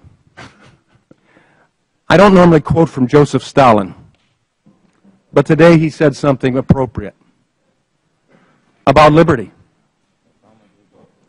He said, America is like a healthy body, and its resistance is threefold. It's patriotism, it's morality, it's spiritual life. If we can undermine these three areas, America will collapse from within. I would encourage the church, I would encourage Congress, I would encourage our administration to fight back strongly against what Stalin understood and against what his principles, if he would have carried them out, would have accomplished through these processes. The gentleman's time has expired. I presume the gentleman brought Stalin up only to put him down. Absolutely, and I think I brought him up. Gentleman. We now recognize the gentleman from Illinois, Mr. Quigley, for 5 minutes. Thank you, Mr. Chairman. I was waiting. I was waiting for the picture of Stalin to prepare before us. But one of the things I enjoy about this place is that we quote Reagan to counter your arguments, and you sometimes quote Kennedy to counter ours. So I did find the. I've got Martin Luther King ready too. I know. I'm sure. What we did was we found the actual speech that Mr. President Kennedy, as a candidate, gave before the Greater Houston Ministerial Association, September 12, 1960. He said, because I am Catholic and no Catholic has ever been elected president, the real issues in this campaign have been obscured, perhaps deliberately. Comes to mind what's happening today. I believe in America that is officially neither Catholic, Protestant, nor Jewish, where no public official either requests or accepts instructions on public policy from the Pope, the National Council of Churches, or any ecclesiastical source. He also says, I do not speak for my church on public matters, and the church does not speak for me. Whatever issue may come before me as president, on birth control, divorce, censorship, gambling, or any other subject, I will make my decision in accordance with these views, in accordance with what my conscience tells me to be the national interest, and without regard to outside religious pressures or dictates, and no power or threat of punishment could cause me to decide otherwise. Just to give the full context of that, and if I would ask without objection if this transcript could be included in the record. Without objection, so ordered. I'm pleased. Would the gentleman yield briefly? Sure. Thank you. I couldn't agree with you more that we need to put it all into context of what government might consider at government expense. I thank the gentleman for yielding. Thank you, Mr. Chairman. Bishop, and I ask these questions as I recognize members on the other side were concerned, with the greatest respect. But it helps us understand how far this can go, because for me the question sometimes comes to where does the conscience decision lie? Does it lie with a group of men as the panel today, or the Council of Bishops? Who does it lie with? Does it lie with the individual woman to make those decisions? And also, do you support this the same policy that you have as it relates to the private sector? In other words, do you think that a fast food restaurant person can, because of his moral objections, say to his employees, I'm not going to provide birth control as well, or larger corporations? You know, if there is real religious liberty in our country, then churches, even if there is disagreement within those churches, have the God-given right to run their own institutions and their own internal affairs according to their teachings. And if there should be discussion within that church or even dissent within that church, it is not for the government to reach in and to decide or to weigh in on one side or the other. The fact of the matter is that a lot of people like to work for the Catholic Church. That's one I can speak for, because they like to work for mission. They understand that when they sign up to work for a diocese or a Catholic school or for Catholic charities, what the teaching is. We have an organized magisterium with the Pope and the bishops, and that sometimes people agree with it, sometimes they don't, but they love the mission and they come and work. We have no trouble retaining and attracting people to work for us. We provide great health care plans, but you know, under these rules, we might have the best health care plan in the world, but if even one of these so-called preventive services were not in our plan, we'd be fined $2,000 per employee. Would the gentleman yield? I'm sorry, I'm just so short on time. Bishop, getting to the question, do you believe that a private sector company, if the owner or the board have moral objections, for the same moral objections you do, which I respect, do you think they have a right to deny offering contraceptive services? I think that that freedom obtains right now. It already obtains. They can already do that. And we're talking about legislation, Bishop, and there's legislation also proposed right now that would extend this to the private sector. We're saying that this legislation should not do so. We've been able to have that freedom now, and the world has not fallen in upon itself. The gentleman's time has expired. We now recognize the gentleman from Ohio. We have the gentlelady from New York, Ms. Burkle, for 5 minutes. Thank you very much, Mr. Chairman. And let me begin by saying what an honor it is to have you here before us this morning and to hear your profound defense of First Amendment rights in a time when there's so much discussion and debate about this. It's so uplifting for me to listen to so many different denominations talk about religious freedom, because I believe that's the reason, as was so clearly stated by many of you, why this country, why people came to this country, and why they continue to come to this country, because we offer a freedom of exercising of religion. So thank you very much for being here this morning. I am a nurse. I've spent most of my professional career both as a nurse and a health care attorney. I am a mother. I've been blessed with 6 children and soon to be 13 grandchildren. So I feel like I can speak to this issue. And I really find it so objectionable that my colleagues on the other side of the aisle would characterize this as an issue as narrow as contraceptive or abortion or sterilization. This is a fundamental assault on one's conscience.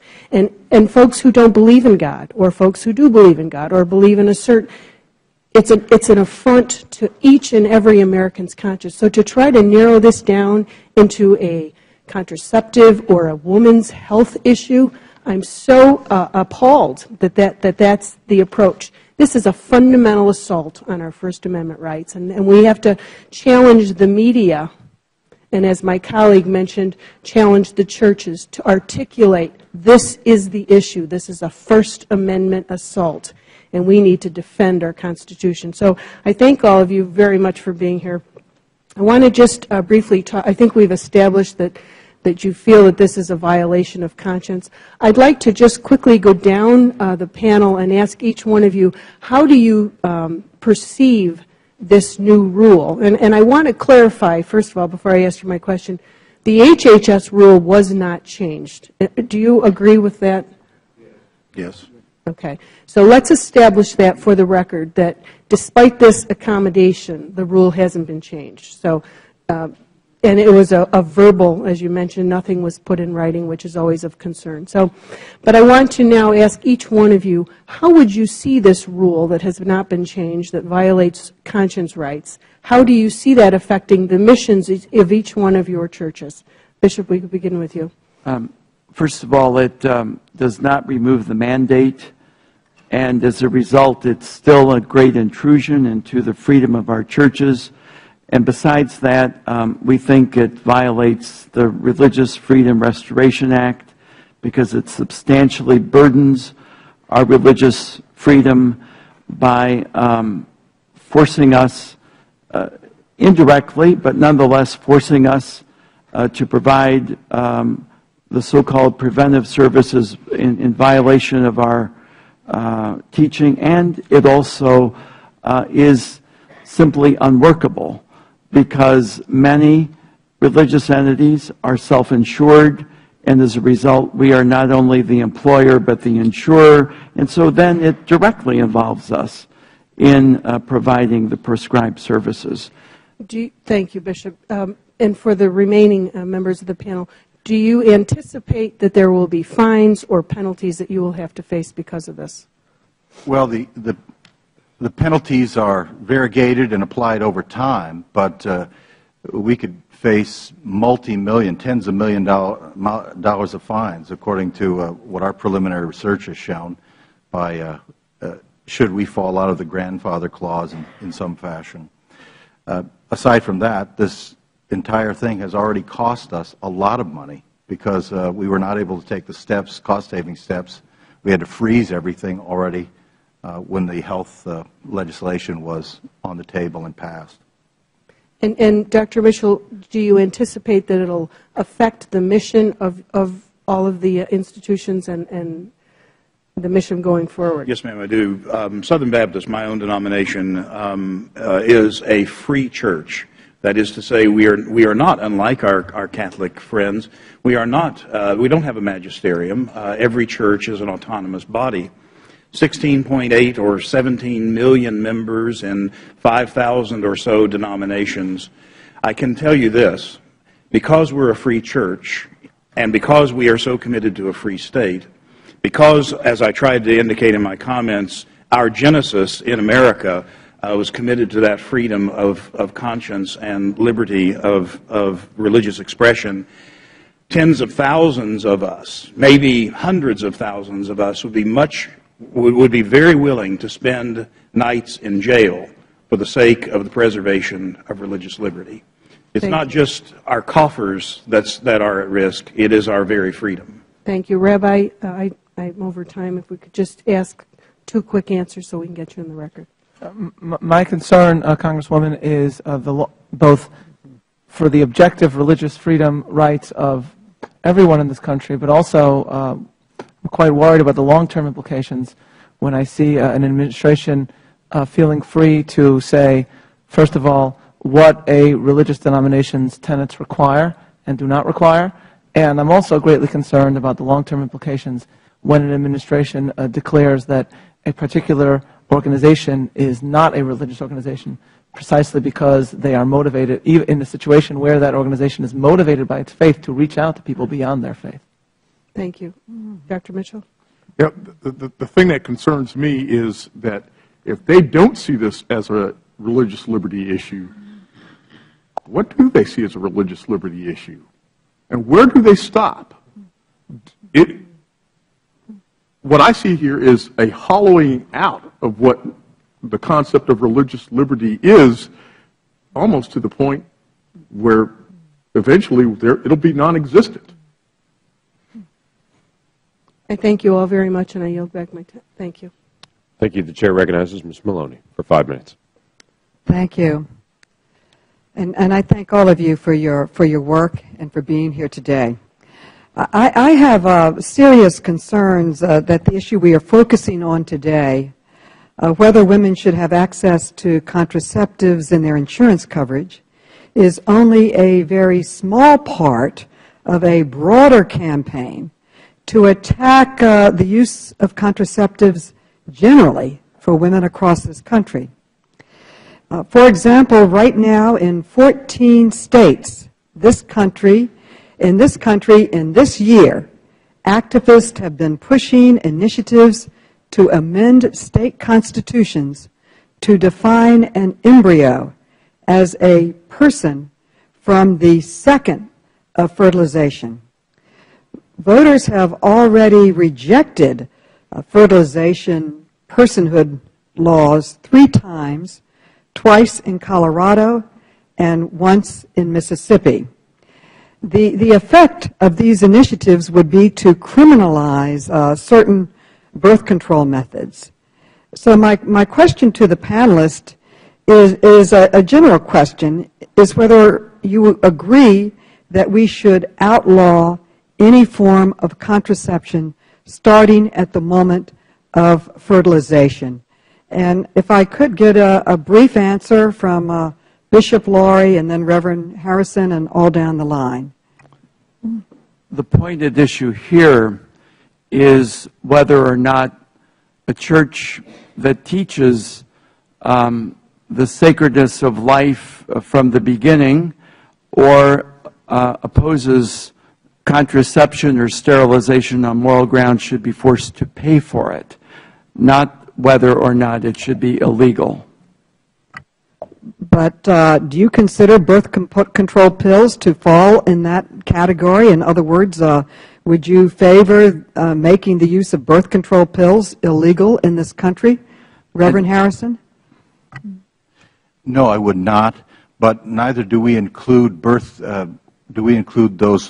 abortion-producing medications as birth control. When you say abortion-inducing medications, what are you referring to? I'm referring to those medications that can cause a fertilized egg or an embryo to be aborted. Is that so-called Plan B? Yes, Ella and Plan B. Well, what about IUDs, Dr. Mitchell? Do you believe that they should be illegal? We believe that they are contrary to our view of the sanctity of human life because they allow fertilization, but they prevent implantation. And we believe that human life begins at conception, not at implantation. Well, what I understand from the administration's proposal, and from what I understand from the public comment in opposition to his proposal, was that you do not want to pay for these services. And under his proposal, you would not pay for these services. They would be absolutely separate in an insurance plan. Now it seems that you're saying that no women should have access to them and that they should be criminal. And what are your comments on that? I mean, I support religious freedom. I support every type of religion in America. But I do not support imposing my religious beliefs or anybody else's on anybody else. In fact, the cost of providing those services are borne someplace, either in the premiums that religious entities pay, or they are borne because our plans are self-insured, and therefore we are the insurer as well as the employer, or because we have religious insurers. In other words, these so-called accommodations were made without reference to the real world that the church operates in, and as a result, they still entail us in cooperating with this and in paying for it. But I would say with all respect that in a pluralistic society where we all have different beliefs, I for one am opposed to the war in Afghanistan but my tax dollars are supporting the war in Afghanistan. Congressman. May I continue, please, sir? I support, I'm opposed to, many Americans are opposed to capital punishment, yet their dollars are supporting capital punishment. So in many ways, when we live in America and it's a total society, then we're all part of it. And I believe that the President bent over backwards, or rather the administration, to make this separate. And I would just like to conclude by saying that although I respect your right to have your own opinions about birth control, I really do believe and think that the majority of Americans do not share them, and they should be entitled to have their beliefs too. I yield back. Thank you. With that, I yield to Mr. Jordan.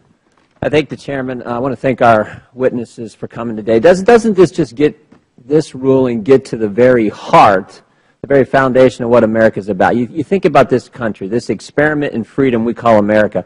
People came here because in Europe they said, you got to practice your faith a certain way, and they said, no, we don't. We're going to go to America where we can do it the way we think the good Lord wants us to do it, and that very fact is fundamental to what we call this great nation of America. So this gets right at the heart of what we are as a country, what we are as a people, what the founders envisioned this nation would offer its citizens. Isn't that what, forget all this other talk we've been hearing from the other side. This is fundamentally what's at stake here, the very heart and soul of what America is about.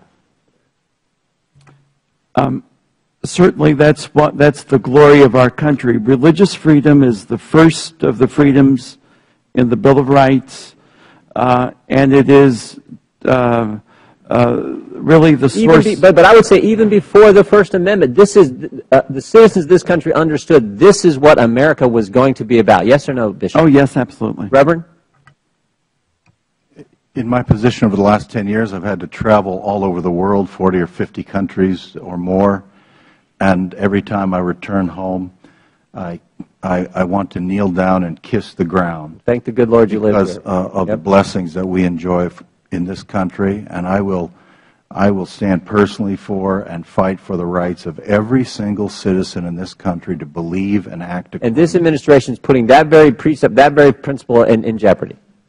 I will fight for, give my sons up to fight for. I have 2 sons, no daughters, and sacrifice everything I have for the sake of guaranteeing the rights of every single citizen in this country. Thank you. Dr. Mitchell, yes or no? Jordan, I think this issue does focus very, very clearly the issue of religious liberty, yep. whatever the other issues may be. Thank you, Rabbi. That's right, Congressman. This is an issue of religious liberty, and only an issue of religious liberty that brings us here today.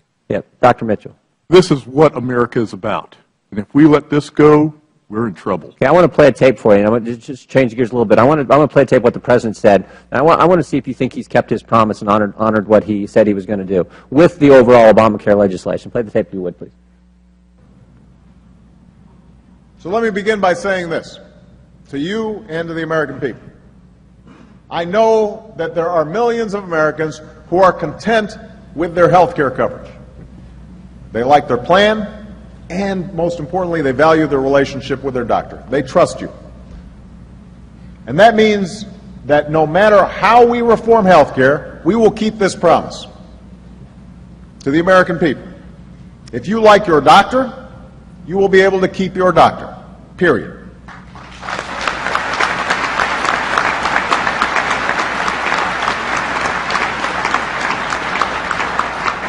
If you like your health care plan, you'll be able to keep your health care plan, period. No one will take it away, no matter what. My view is that health care reform should be guided by a simple principle: fix what's broken and build on what works. Okay. And that's what. Bishop, do you think, in light of what HHS has ruled, do you think the President's kept his word? I think right from the beginning, we bishops have been very concerned that conscience protection be built into any form of health care reform that would emerge. And because it isn't, there's no way that statement that the President made can actually be true. We feel that... as it applies to you. We feel that we have good relationships, and we've exercised our freedoms wisely, and therefore it's not been broken and shouldn't be fixed in the way it's so-called fixed. Reverend, did the President as a church body, we have no official position on the rightness or wrongness of the President's health plan. The President said if you like your plan, you can keep it. Is that true? All I would like to say is that we are here, I am here today because we are deeply concerned about the religious liberties provision. Will you be able to keep the same plan? Just rules in place? We're hanging on by a fingernail, and as I said in my opening statement, I believe a couple of strikes of a keyboard could eliminate our freedoms very easily. Doctor, did the President honor his promise? I think it's very ironic that he used the word several times, trust, and predicated his comments on the word trust. I'm not from Missouri. I've lived there before, but I'm not from Missouri. I have to say that any future rulings from the HHS, I'll have to see to believe. Yeah. Will you be able to keep the plan that you offer? Well, we have, yes. Rabbi? I'm not here to represent an institution that offers a plan or does not offer a plan. Got it. Here's your, what brings me here is great concern when an administration or HHS claims the power in a mandate to define what is a violation of religious belief and what is not a violation of religious belief. Finally, if I could, just Dr. Mitchell, do you think the President kept his word with the clip you saw? I don't think that he did. I think that rather than fix what's broken, he's broken what was already working. I yield back. Thanks. I thank the gentleman. We now go to the gentleman from Illinois, Mr. Davis, for 5 minutes. Thank you very much, Mr. Chairman, and I want to thank all of our witnesses for being here. As I listened, this is a very serious discussion, and I think all of America is really watching and listening to what it is that we have to say. I first of all want to associate myself with the comments made by the former chairman of the full committee, Mr. Towns, and my colleague from Illinois, Mr. Quigley, relative to the absence of women on this particular panel. With that said, it seems to me that we have not talked a great deal about the health care benefits of the discussion of the issue. And given the fact that the discussion emanated from implementation of provisions of the Affordable Care Act, let me ask if either one of you gentlemen have a health background in terms of any kind of health delivery to individuals?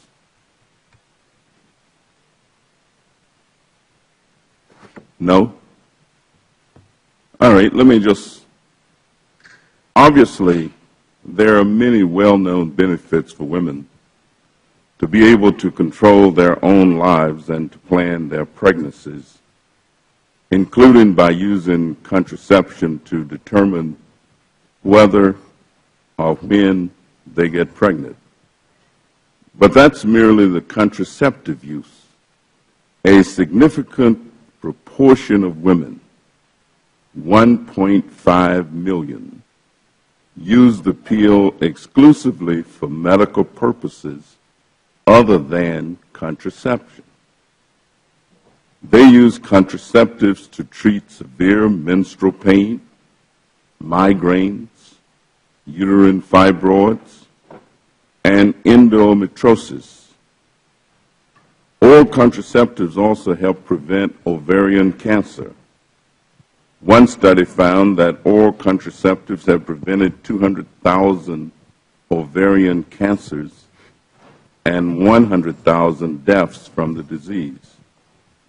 Is it your understanding that, or do your religious teachings prohibit the use of contraception for health-related purposes, such as treating ovarian cancer? Bishop, perhaps we could start with you.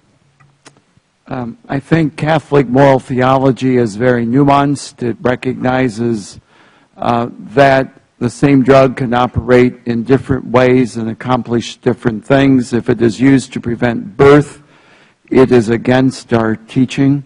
And so we have operated with a lot more nuance than we're usually given credit for. Also observe, by the way, that 90% of all private health care plans give access to contraception. We're talking about a very narrow band and for very specific purposes here. Yes. Anyone else? We're all for medicine for women. In fact, I've spent years of my life working with relief and development and charitable organizations providing specifically services to women. So we're all for medications that help women. We're just not for using certain medications to end pregnancies. I think that I was just going to add, in our setting, because we are a free church, the use of contraception, the contraceptive pill, for instance, is a matter of Christian liberty. So that is, the use of the pill is a matter of Christian liberty. I think that there are perhaps some people who get a bit confused when they try and sort out what the most rational, logical approach might be, especially if we're trying to improve health care and if we're trying to provide the best health care delivery system. And so we see numerous health experts who recommend the use of family planning as part of preventive care for women. The American College of Gynecologists, the American Academy of Family Physicians, the American Academy of Pediatrics. I'd ask the gentleman to have an additional 15 seconds. And the American Public Health Association. So my 15-second question is, if a woman who worked for one of the institutions that you might be associated with had need for these services as a health measure, what would your position be? Should she receive them? Should she get them? You could answer briefly. Anyone who wants to answer could answer briefly. Time's expired. Congressman, if you as a legislator or the Administration for Health and Human Services sought to provide greater preventive care, seeking in an initiative to prevent illnesses among women or men, and that was the focus, none of us would be here today. We're not here because we wish to in any way hurt preventive care of anybody. And you absolutely could have done that, and the administration could have done that. We're here today because the administration is showing insensitivity to the liberties of conscience of some faith communities in America. Not necessarily in this case, my faith community, but that's the insensitivity being shown here. And that's why we're all here today. Thank you very much, and thank you. Thank you. And with that, we go to the gentleman from Pennsylvania, Mr. Kelly, for 5 minutes. I thank you, Chairman, and I would like to just yield 15 seconds or so to Ms. Burkle. I thank the gentleman from Pennsylvania. Just briefly, because it was just raised, the issue of access to health care. On Monday of this past week, I toured a very prominent, wonderful Catholic hospital in my district and talked with the administrator, and they are a self-insured program. And she said to me, if this rule continues to be enforced, we will have to drop our self-insured. All of our employees will have to go into contract with an insurance company, and it will dramatically raise their costs. So I think that's one of the unintended consequences of this rule. I yield back, and I thank you. I thank the lady. And all of you, thanks for being here today, because this is a difficult situation for a lot of people across the country. And I think it was Dr. Mitchell that talked about trust and truth, and I have a habit every time I'm in these meetings anymore is going to get some definitions of what truth and trust are. Truth is nothing more than sincerity in action, character, and utterance. Trust has to do with assured reliance on the character, ability, strength, or truth of someone or something. And this hearing today is about freedom of speech, freedom of religion, and a government that continues to intrude on our private lives in ways that we may not agree with and certainly don't agree with in many, many ways, shapes, and forms. In another, the area of the country where I'm from, There's an old saying that goes something like this: fool me once, shame on you; fool me twice, no, shame on me. And I think we've reached that point in the most transparent administration that we've ever seen. There's one thing that's very clear to me: transparency has nothing to do with any of this. We take bad policies, and when we can't shove it down the public's throat, we take the package back, rewrap it in a little different color paper, put a little different bow on it, and say, do you like me better now? So I have a very difficult time sitting here in these hearings and getting beyond what it is we're talking about. We are talking about the Constitution. And we're talking about a president whose former job, at the University of Chicago, he was a professor of constitutional law. So I find it difficult to understand how the Constitution only has relevance in certain days and in certain times, and only if it really appeals to something I'm trying to push that day. So we've come to constitutional niceties and constitutional convenience, and what we have done, we have turned our back on freedom of religion, freedom of speech, and again, a government that's too overbearing. So, in light of all that, and Excellency, we could start with you, any of you. Because of the transparency, let me ask you, did anybody in the White House or Secretary Sebelius or anybody from the Department of Health and Human Services ever seek your input in any of this language? Excellency. Not on this latest round of rules, no. Okay. Previously? We certainly had the opportunity to comment when the interim final rule by HHS came out in August of 2011. We had the opportunity to comment. Massive numbers of comments were sent in. As is well known, the President met with Cardinal Designate Dolan, and so there was certainly a meeting at that level. But then, before the final rule came out last Friday, there was no prior consultation. Would the gentleman yield? Yes, I will. But on the earlier promotion of what now is known often as Obamacare, you were well consulted. There was an outreach to get support for that, wasn't there? When the underlying bill itself was being debated, we certainly had the opportunity to weigh in, and we did. I thank the gentleman. Okay. Any other members of the panel? I mean, I really am concerned because we talk all the time about this transparency and collecting from around the country from the best minds available, and then it seems to me we sit back and say, well, we talk to them. You know what, they don't agree with us, so we're going to kind of dismiss that, and we'll go forward. That's the thing I think that's more disturbing than anything else. I'm getting, I for one, as just a regular American citizen, I'm trying to figure out, and I think I know the answer. And I said earlier, fool me once, shame on you; fool me twice, shame on me. I'm not going to be fooled anymore. Reverend or Rabbi, anybody that wants to weigh in this, because if any of you had any input or aware of any input that was taken seriously, and not given some kind of a massage. I'm not aware of any input other than what the average citizen would have. But I also have to say that those closing comments in my statement that the administration's accommodation was no accommodation at all were written several days ago before I learned that on Friday the final rule had no accommodation. That seems to me not to reflect good faith efforts and trust.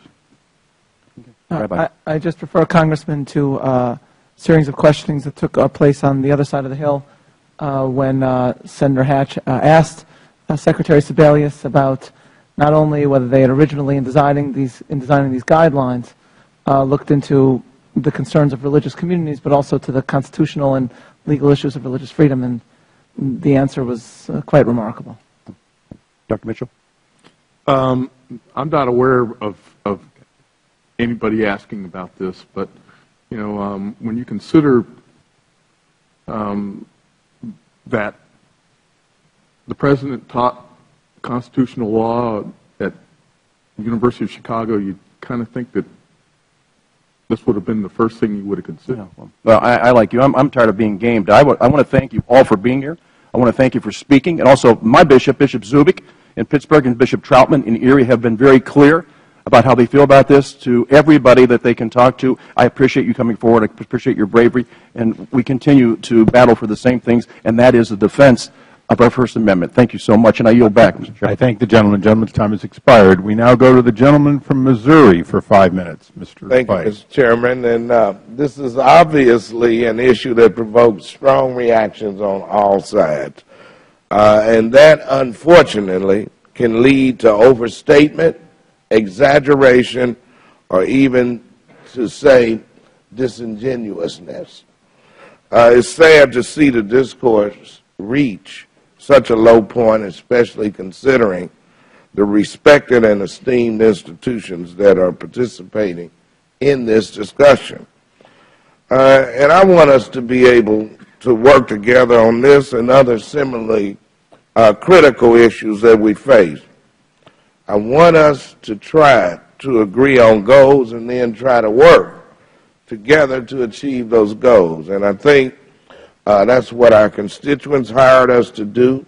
In fact, I know that's what my constituents from St. Louis hired me to do. But the rhetoric and verbal bomb throwing on all sides keeps us from even talking about those goals, much less how to achieve them. And so I'm disappointed. I'm disappointed in some who suggest that the Catholic bishop's stance represents something sinister, that it is an attempt to deny all women of any faith access to any contraception or reproductive health care of any kind, no matter where they work. And I don't think that's the case. I certainly hope that's not the case. And it's unhelpful to advance that argument if we want to work together. I'm disappointed in those who claim that the administration has an agenda to increase abortions, sterilizations, and contraceptive use by Catholics. And the facts don't back that up. And not in the slightest, and it's not only unhelpful, it undermines what I believe to be a legitimate argument the church can make about religious freedom. But most of all, I'm disappointed in this committee. Once again, rather than have a reasoned, equitable, and transparent examination of an important issue, we have a politicized and unbalanced hearing. Once again, we see an unfair attempt to score political points against the President and this administration. And, you know, I did not support the initial narrow exemption that was announced on January 20th. As a Catholic, I did not believe it took into account the full extent of Catholic health care and social services, nor of Catholic social teachings. And I'm very pleased that the President expanded the exemption. The new policy provides the widest possible health care coverage for all Americans, and it allows Catholic institutions to continue their faithful work in the service to education, health care, and charity. And, Mr. Chairman, I urge all sides to continue to work towards reaching the goal that I know most Americans share, and at least some in this room do as well. And that goal is to provide the broadest possible access to health care to all Americans, while respecting the genuine freedoms that our nation guarantees to everyone. And I strongly urge all sides to exercise decency and respect for one another, even when we disagree most fervently. We should not sacrifice one set of principles in our struggle to uphold another. And at that point, Mr. Chairman, I have no question, but I'd like to yield the balance of my time to the gentleman from Maryland. Well, thank the gentleman for yielding. Bishop Lurie, I'm sitting here and I'm trying to, first of all, I'm going to associate myself with the words of the gentleman, Mr. Clay. But help me with this. If there's a woman, and see, because this, I'm trying to, you mentioned practicality a little earlier. If there's a woman who's, say, working for a Catholic entity, and she comes to you and she says, you know, I want contraception, and it's something that I want. And I've read surveys where it said 98% of women, Catholic women, use contraception. I'm just curious, what do you say to her? When somebody comes aboard to work for the church to begin with. The teaching is clear. The mission is clear. The teaching of the Church in all of its nuance is set forth, and the terms of the plan are clear. Let's be clear that contraception is available in many different ways. Sometimes a couple in that condition, in that situation, might access it through a spouse's plan. But 90% of all health insurance plans include it, plus there's Title X, plus there are clinics. It can hardly be said that this is unavailable. It is available very, very widely. The issue here is forcing the Church to provide it directly or indirectly in contravention of the Church's teaching. And that's what we don't want to do. It's one thing when tax dollars pay for it. It's another thing when church dollars pay for it. Thank you very much. Thank you, gentlemen. We now go to the gentleman from South Carolina, Mr. Gowdy, for 5 minutes. Thank you, Mr. Chairman. I want to do something that we don't have a chance to do very often in Congress, which is actually to apply the facts to the law. Secretary Sebelius said her mandate, and I quote, strikes the appropriate balance between respecting religious freedom and increasing access to important preventative services. Now, I can find the free exercise of religion in the Constitution. You don't have to read very far to find that. I can't find the constitutional right to free preventative services. So what she's seeking to do is to balance something that cannot be taken away from you with something that the Constitution doesn't even provide to you. But I want to do this. I want to go through the law. It's a very simple analysis. Number one, does this mandate impose a substantial burden on the free exercise of religion? Yes or no? Does this mandate impose a substantial burden on the free exercise of your religious beliefs? Yes, we believe it does. Reverend Harrison. That's why I'm here. Dr. Mitchell. Yes, sir. Rabbi. It imposes a substantial burden on the religious freedom and religious beliefs of many Americans. Okay. All right. Check. Second part of the analysis. Is there a less intrusive means of accomplishing a compelling state interest? Well, let's take them backwards. What is the compelling state interest in providing free contraception? It's available to 98% of the people in this country. Heck, there are some cities and states that will provide it for free. Just show up. So the notion that it's a compelling state interest in providing what is already available, and then go to the second part, is there a less intrusive means of providing that? I have not heard a single one of my colleagues say that they are going to submit a bill which pays for this themselves. I have not heard a single one of my colleagues offer to pay for it themselves. They want you to do it. Yes, sir. We would say that it's not a compelling governmental interest. If it were, there would be no such thing as grandfathered plans. If it were that these plans that have existed until now with exemptions would not have been allowed to do so. And so we do not think there is a compelling government interest, because there are still, under the current law, far too many exceptions for the government to be able to make that argument. You're right, Bishop. So even if this administration were to rewrite the Constitution, as has been known to happen from time to time, to find within the penumbra of the Fourth Amendment this right to free, not a right to preventative services, our friends on the other side of the aisle misapprehend the point. A right to free preventative services. It still doesn't pass the less intrusive aspect of this constitutional analysis. So, with the law out of the way, then we can get to the sheer politics of this. I couldn't help but smile when my friend from Missouri encouraged us all to not score political points. I couldn't help but think, gosh, this is an election year.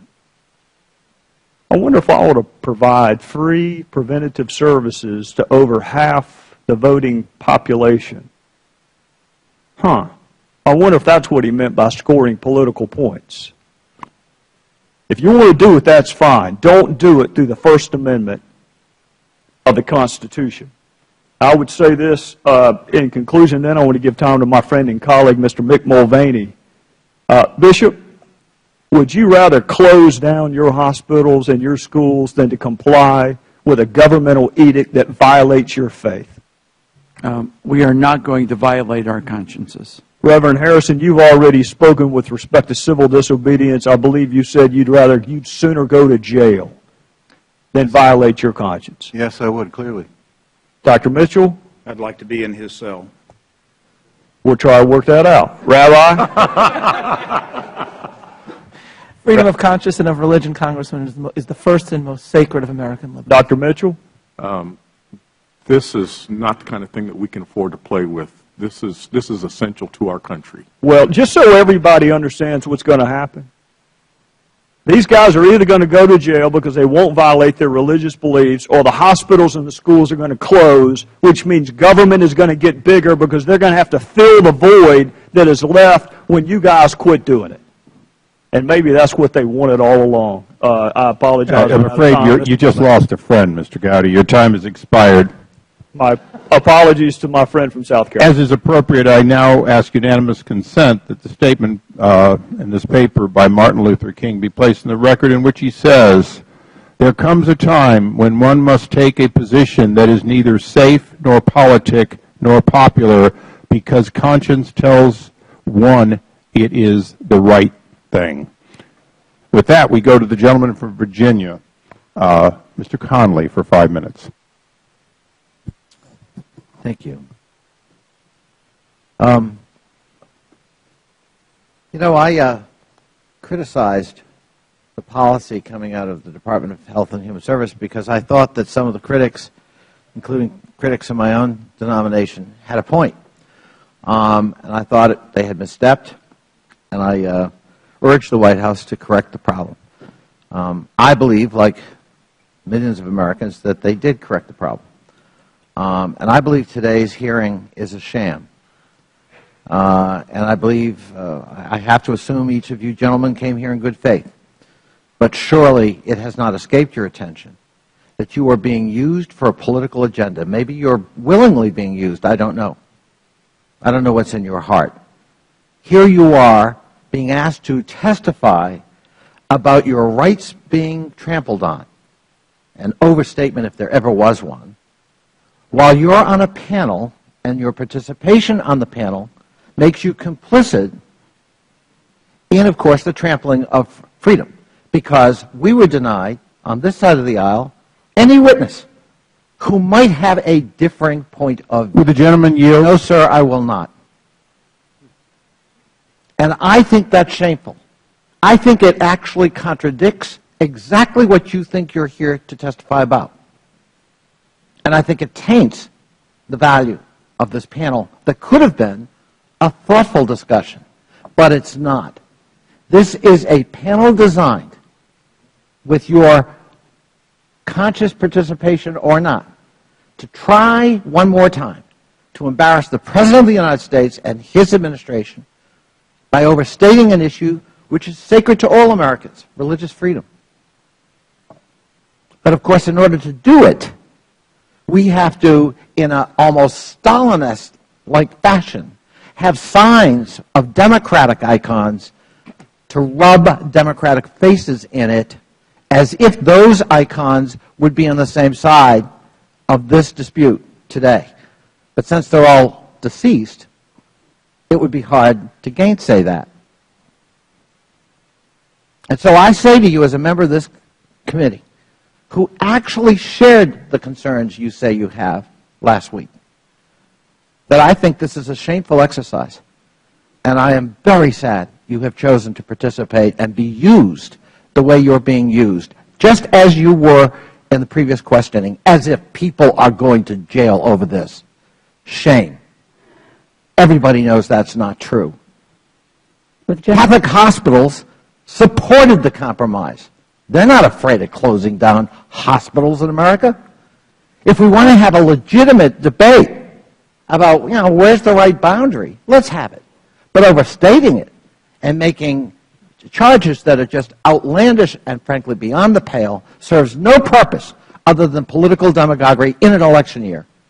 And men and women of the cloth, it seems to me, ought to run, not walk, away from that line.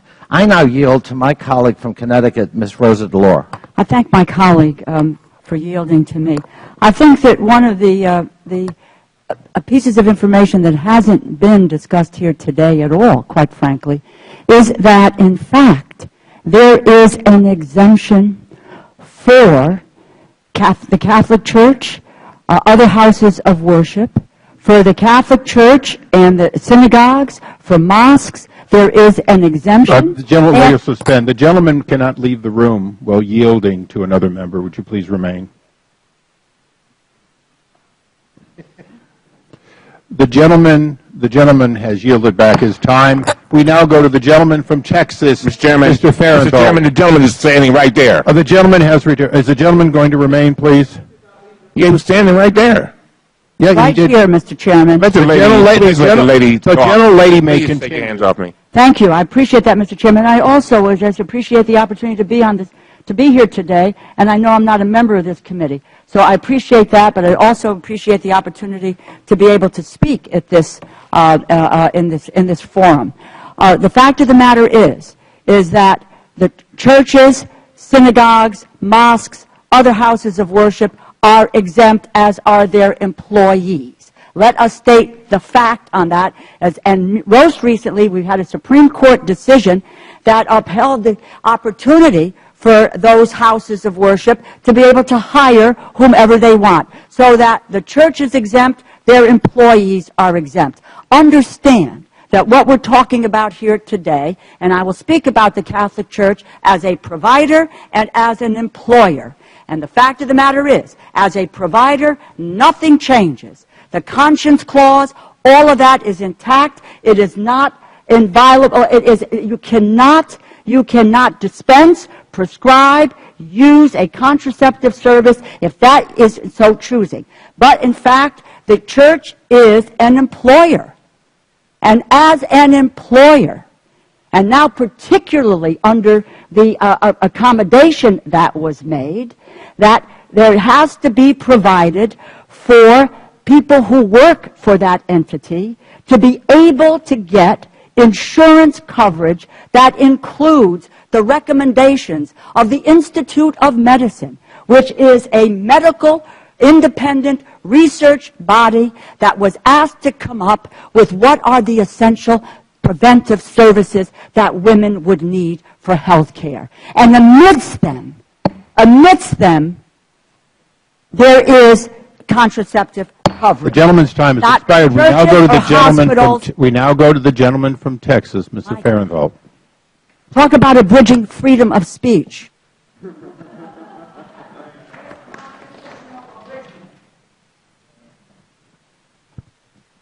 Thank you, Mr. Chairman. And I understand that this is an issue that everyone is incredibly passionate about. It's the First Amendment to the Constitution, the one that I think our founding fathers considered most important because they put it first. And I can understand why everybody is passionate and concerned about this issue.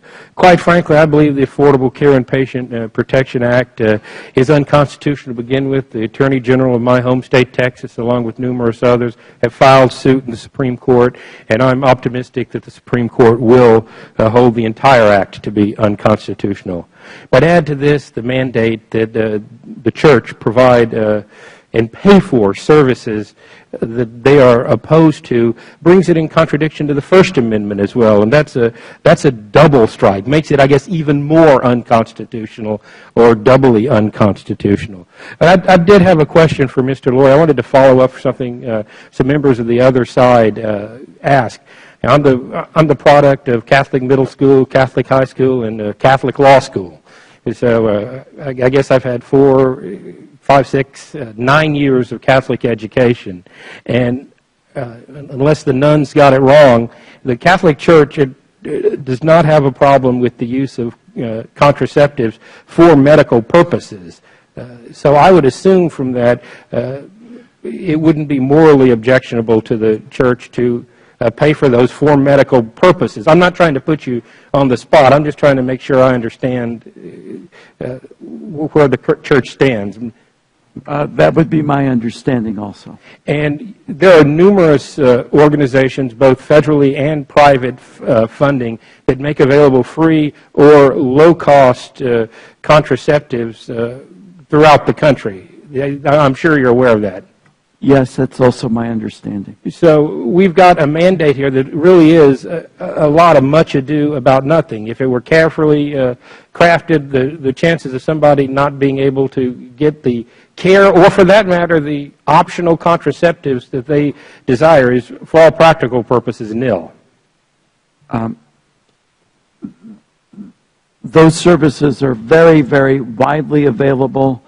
And what we are talking about is a very narrow band. It is clearly a minority opinion or a minority view, but we think it's one that ought to be protected.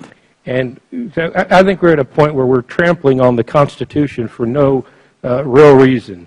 I also had the opportunity this week to meet, I guess, with your friend Bishop Mulvey from Corpus Christi. He sends his regards, and what we kind of talked about is how this really is a moral issue. Religious freedoms, being told what to do, is an intrusion on these freedoms, and the issue is religious liberty. And maybe this is more of a rhetorical question than it is an actual question, but I will open it up to the panel. Today it's contraceptives. Where do we go next? I mean, what are we opening the door to when we start trampling on these liberties? And again, I'll call it a rhetorical question, but if any member of the panel would like to comment, I would welcome it. Well, this was a question I asked before. Where does it end? I think that we're clearly hollowing out the idea of religious liberty by going in this direction, and you can. It's one of just many a death of many cuts, and if you can keep on finding reasons to reduce it, people will. And so I think that there's a real danger here. I think you'll find. Did you have something to add, Your Excellency? No. Yeah, it's at the level of principle. If the Church can be dragooned into providing these objectionable services, then the door is open to other objectionable services down the road. So it's breaching a principle. And I go back to a lot is accomplished in this government one step at a time or incrementally. We need look no further than the fact that you can practically smoke nowhere. First, you had to be in a section of the restaurant. Then you couldn't be in any section of the restaurant. Then you couldn't be in your office building. Then you had to be outside. Then you had to be 25 feet from the door outside. And when you open the door to this, regardless of what you feel about cigarettes or not, it's illustrative of how the government operates, one step at a time. And I urge us to be very cautious as we start to take away what is one of our fundamental freedoms. I yield back. I thank the gentleman. We now go to the gentleman from Oklahoma, Mr. Langford. Thank you, Mr. Chairman. Gentlemen, thank you for being here. This is not something probably you anticipated a year ago to think, gosh, wouldn't it be great sometime in 2012 if I could go be on a congressional hearing and just get berated publicly. Wouldn't that be just so fun? So I thank you for being here. And for Dr. Mitchell from Southwestern, I'm a Southwestern graduate. Honored to be able to have you here. I did not know that you were attending as Southwestern leader as well, so honored that you are here as well. To be able to represent the institution that I also am an alumni of. I've been fascinated to be able to hear the testimony of what this hearing is about. I've heard this hearing is about trying to prevent women from getting contraceptives and women's health. That is not what this hearing is about. That's a twisting off to try to say that this is about some barbaric group trying to limit access of women to health. That's not what this hearing is about. I've had the implication that this hearing is about the fact that government is more compassionate than the church, that they care more about people than the church does, and that there are obvious needs here, and the church is so out of step with culture that they don't know the issues of medication, and so the government's more compassionate. I've even heard that this is about whether you'll be jailed or not. It's an interesting comment to realize that there's a fine coming down on your organization of multi-millions of dollars if you don't behave according to the administration's wishes. Now, that creates an interesting conversation we might be able to have in another moment, in that all of you represent nonprofit institutions. Is that correct? Do you pay federal taxes? No. None of you are from institutions because you're a nonprofit institution. Do you realize the administration has said publicly numerous times that the penalties involved in the President's health care plan are not penalties, they're fines? I'm sorry, they're not fines, they're taxes. Well, if that's so, my recommendation to you, of course I'm not an attorney, if these penalties are to be considered taxes, not penalties, and you're a nonprofit organization that pays no taxes, perhaps these things do not apply to you then, because you pay no tax. Now, if they want to argue in front of the Supreme Court that these are penalties, not taxes, which apparently they're set up in March to argue that they are taxes, and that they have the power to tax, then it will be interesting to see how the administration splits that hair as well. I've heard today that this is an attack on the administration about religious liberties. Well, I don't agree, though there are areas that we could discuss about Hosanna Tabor and the administration fighting all the way to the Supreme Court to try to be involved in the hiring of ministers, which the Supreme Court in a rare 9-0 disputed the administration and said ministers have the ability to be able to hire, or churches have the ability to be able to hire ministers as they choose. We could discuss how the Army is choosing to try to go in and edit the sermons of their chaplains. But today, this hearing is about, can this administration or any administration say, I know your doctrine, but I have a different doctrine, and you will change your doctrine to my doctrine, or I will fine you. That's what today is about.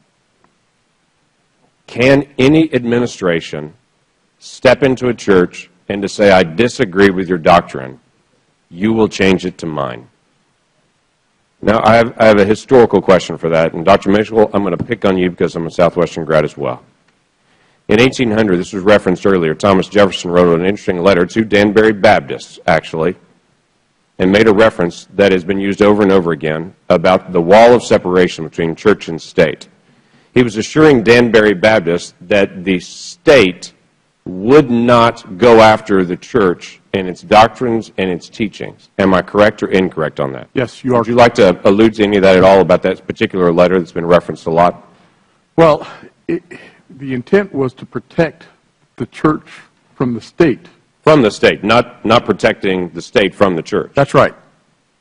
So, the other Dr. Mitchell, you want to comment on that as well? I would, and I should disclose that I'm also a Southwestern Seminary alumnus. Well, we're loaded here. This may be the first time in congressional history 3 Southwestern grads are in the same room. So. In our offices at the Ethics and Religious Liberty Commission of the Southern Baptist Convention, there is a portrait that hangs above the fireplace of John Leland, who was the Baptist minister who had entree to that discussion with the Danbury Baptists and our early founders. Religious liberty is a Baptist principle through and through, and I'm happy to say we have had historically a contribution to make in that area. Was that doctrine intended again, or was that letter intended to say to the folks at the Danbury Baptist Association, we will make sure as a federal government we're not intruding on your religious rights? Yes, sir. That's absolutely right. Any other comments on that before I yield back my time? With that, thank you, gentlemen, very much for being here. I'm honored to be able to have your time here and to be able to be here to express this on this key issue. With that, I yield back. I thank the gentleman. The gentleman yields back. We now go to the gentleman from Arizona, Dr. Gosar, for 5 minutes. Thank you very much, Mr. Chairman. First of all, I've always been one of personal accountability and personal responsibility. So when you go trampling on the Constitution, you get the full regards of the Constitution. I am tired of politicians and constitutional attorneys picking and choosing the language of which they want to disdain for the Constitution to show that it upholds. We've referenced the letter from the Dansbury Baptists, and I think it is appropriately that we go through the full context so that it's full part of the record. And so I'd like to recite it. This is from the letter of Jefferson to the Dansbury Baptists on the 1st of January, 1802, and he says, "Gentlemen, the affectionate sentiments of esteem and approbation which you are so good as to express towards me on behalf of the Dansbury Baptist Association give me the highest satisfaction. My duties dictate a faithful and zealous pursuit of the interests of my constituents, and in proportion as they are persuaded of my fidelity to those duties, the discharge of them becomes more and more pleasing. Believing with you that religion is a matter which lies solely between man and his God, that he owes account to no other for his faith or his worship, that the legitimate powers of government reach actions only and not opinions. I contemplate with sovereign reverence that act of the whole American people which declared that their legislature should make no law respecting an establishment of religion or prohibiting the free exercise thereof, thus building a wall of separation between church and state, adhering to this expression of the supreme will of the nation in behalf of the rights of conscience. I shall see with sincere satisfaction the progress of those sentiments which tend to restore to man all his natural rights, convinced he has no natural right in opposition to his social duties. I reciprocate your kind prayers for the protection and blessings of the common Father and Creator of man, and tender you for yourselves and your religious association assurances of my high respect and esteem. Thomas Jefferson, January 1st, 1802. With all due respect, when the President asks for a problem, he's just like any of us. He is a man. He is right and he is wrong. He has stepped into this. He has made it a problem. And who better than another president, Thomas Jefferson, to set the record straight? We need to start looking at the full context, not picking and choosing the simple words that we want to utilize to support ourselves. We need to get back to the doctrine and understand the full discourse of how we look at the separation of the First Amendment and religious freedom.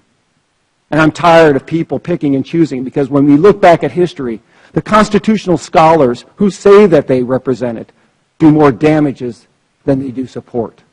And with that, I'd like to yield my good friend from South Carolina, Mr. Milk Mulvaney. I thank my colleague, and very briefly I want to try and expand this conversation a little bit. We've heard a lot of discussion today about Catholic hospitals or Jewish charities, but it strikes me that we should extend the conversation into the private sector as well. And I would suggest to you, and I ask Reverend Harrison, for example, if I'm a devout Lutheran businessman and I have 75 people working for me, am I not as aggrieved as the church is if I am forced to offer these particular services to my employees?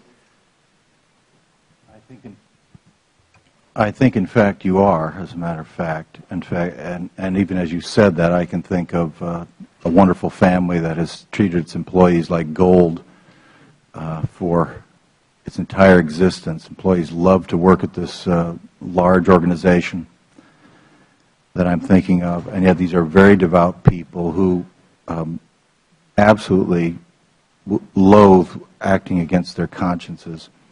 Let me, at the risk of taking some of your time, Mr. Congressman, I really loathe the partisan nature of this discussion. 98% of what I do, what the Missouri Synod does, is completely bipartisan. We represent a large church body. The constituents are in some way evenly divided between Democrats and Republicans. We do not operate in a partisan way. I also stand at an altar regularly to administer the sacrament, and in the prayers of the church, I pray personally for the President, his well-being, and the well-being of our nation. I personally get on my knees every single morning in my office, and I pray for the President of this country and this government. Luther bids us in the Small Catechism, defend, speak well of him, and put the best construction on everything. I know this is a different game here. This is hardcore politics. I'm here for one reason. I'm here because there is a narrow but very significant provision in HHS provisions that is I believe, very dangerous to religious people with our kind of convictions. And I believe it's also dangerous to any religious people who have unique convictions. So that's why I'm here. Reverend, ordinarily we are very protective of our time here. I thank my colleague for yielding it to me, and I can assure you that I've never been more pleased to yield it to someone else. So thank you, sir, for your comments. With that, I yield back. My apologies. We now go to what I believe will be the last of the members of the committee, the gentleman from Illinois, Mr. Walsh, for 5 minutes. Thank you, Mr. Chairman, and thank you all for enduring this last couple of hours. My friend from Virginia said this hearing is a sham, and he and I may agree on that, because for the life of me, I don't know why you all had to be called up here in front of us. Our founders placed you and your concerns on this issue above, on a higher standing than we all are. So there's a big part of me that wants to apologize to each and every one of you for having to be here. This is not about women. This is not about contraceptives. We know, you've said it, we've said it up here, this is about religious freedom, this is about religious liberties. We could be talking about anyone, a Republican or Democrat who doesn't want to serve in a war because of their religious preferences. We could be talking about a Muslim hospital that doesn't want to serve a particular food in their hospital cafeteria because of their deep-seated religious beliefs. So let's put that aside. Thomas Jefferson was referenced. We all famously know that Thomas Jefferson requested 3 things on his tombstone: the father of the University of Virginia, the author of the Declaration of Independence, and the author of Virginia's bill of establishing religious freedoms. And in that bill he said, to compel a man to furnish contributions of money for the propagation of opinions which he disbelieves is sinful and tyrannical. John Garvey, who's the president of the Catholic University of America, who I believe will speak in the next panel, put it perfectly. He said, consider these 2 health policies. Consider these 2 insurance policies. Policy A, an employer is required to provide its employees health insurance that covers birth control. Policy B, an employer is required to provide its employees health insurance. The health insurance company is required to cover birth control. As he says, and it almost made me laugh, I can see where someone could disagree with both of those policies or agree with both of those policies. But for the life of me, I don't understand what the difference is between those 2 policies. And I don't know how you can agree with one and disagree with another. I have a father in St. Mary's Catholic Church back in Woodstock, Illinois, who told me last week that after the President's attempt at a compromise, he's even more disappointed. As he said, it looks like an accounting gimmick. First, it was an insult to our liberty. Now it's an insult to our intellect as well. Did any of you, maybe I missed this earlier on our panel, support Obamacare in its beginning 2 or 3 years ago? The Catholic Church is on record as supporting access to health care since 1919. Agreed. Did you support this legislation? We supported the principle of universal access, but we did not support the bill in all of its particulars. Reverend? It's our religious policy, believing there's a strict separation between the 2 kingdoms, the religious and the governmental, that our church shouldn't be spouting off on every government issue. So we took no official position on. You guys do a great job of that. Okay. Yes. Dr. Mitchell? No, as Baptists, we don't take a position as a denomination per se, but no one either has recommended or commended the policy. Rabbi? Religious people on both sides of the aisle can agree or disagree on larger questions of health care, but both should be extremely distressed when the religious freedoms of anyone in America is threatened. Dr. Mitchell? As the previous Dr. Mitchell said, that Southern Baptists don't take official positions on this, but we weren't for it. My time's running out. I've got two quickies. Rabbi, why do you think the President, give me a 20-second answer, is pursuing this so vigorously? I asked the same question, and I just don't understand why he is seemingly so, in this situation, the President and the administration just do not seem sensitive to the religious concerns. Okay, and let me, just as my time runs out, let me quickly rephrase a question my good friend from South Carolina asked. At the end of the day, if it comes down to listening to your God and or listening to your government, where are you going to fall? Bishop? Thomas Jefferson, I've got his Bible from the Smithsonian, the famous Bible he cut all the pieces. And I would have something to say against some of the bits he took out, but he did leave in Matthew 22, they say unto him, Caesar's. Then saith he unto them, Render therefore unto Caesar the things which are Caesar's, and unto God the things that are God's. Is it safe to assume that that's where all of you would fall? Yes, and I would add, Congressman, since you mentioned the Virginia Statute of Religious Freedom, of which Jefferson was rightly so proud, and to which Jews and all Americans have a great debt to him for that. I don't remember the exact text, but after establishing religious freedom, the actual bill that he composed concludes by saying something like, and if any other legislature does seek to limit this freedom, we are hereby stating that they do so in contravention of natural right. I thank the gentleman. If I could ask our panel, would you remain for just 10 short additional minutes for the last two witnesses two congressmen that we had by unanimous consent? With that, the gentlelady from Connecticut is recognized for 5 minutes. I thank you very much, Mr. Chairman, and also the ranking member. I just want to express my view on the new guidelines. I think that in releasing national guidelines for preventive health coverage, like 28 states before them, it includes contraceptive services, but a whole variety of other services as well. The administration made a strong and a long overdue stand on behalf of women's health, and at the same time upholding the religious liberty of churches, mosques, synagogues, and related institutions.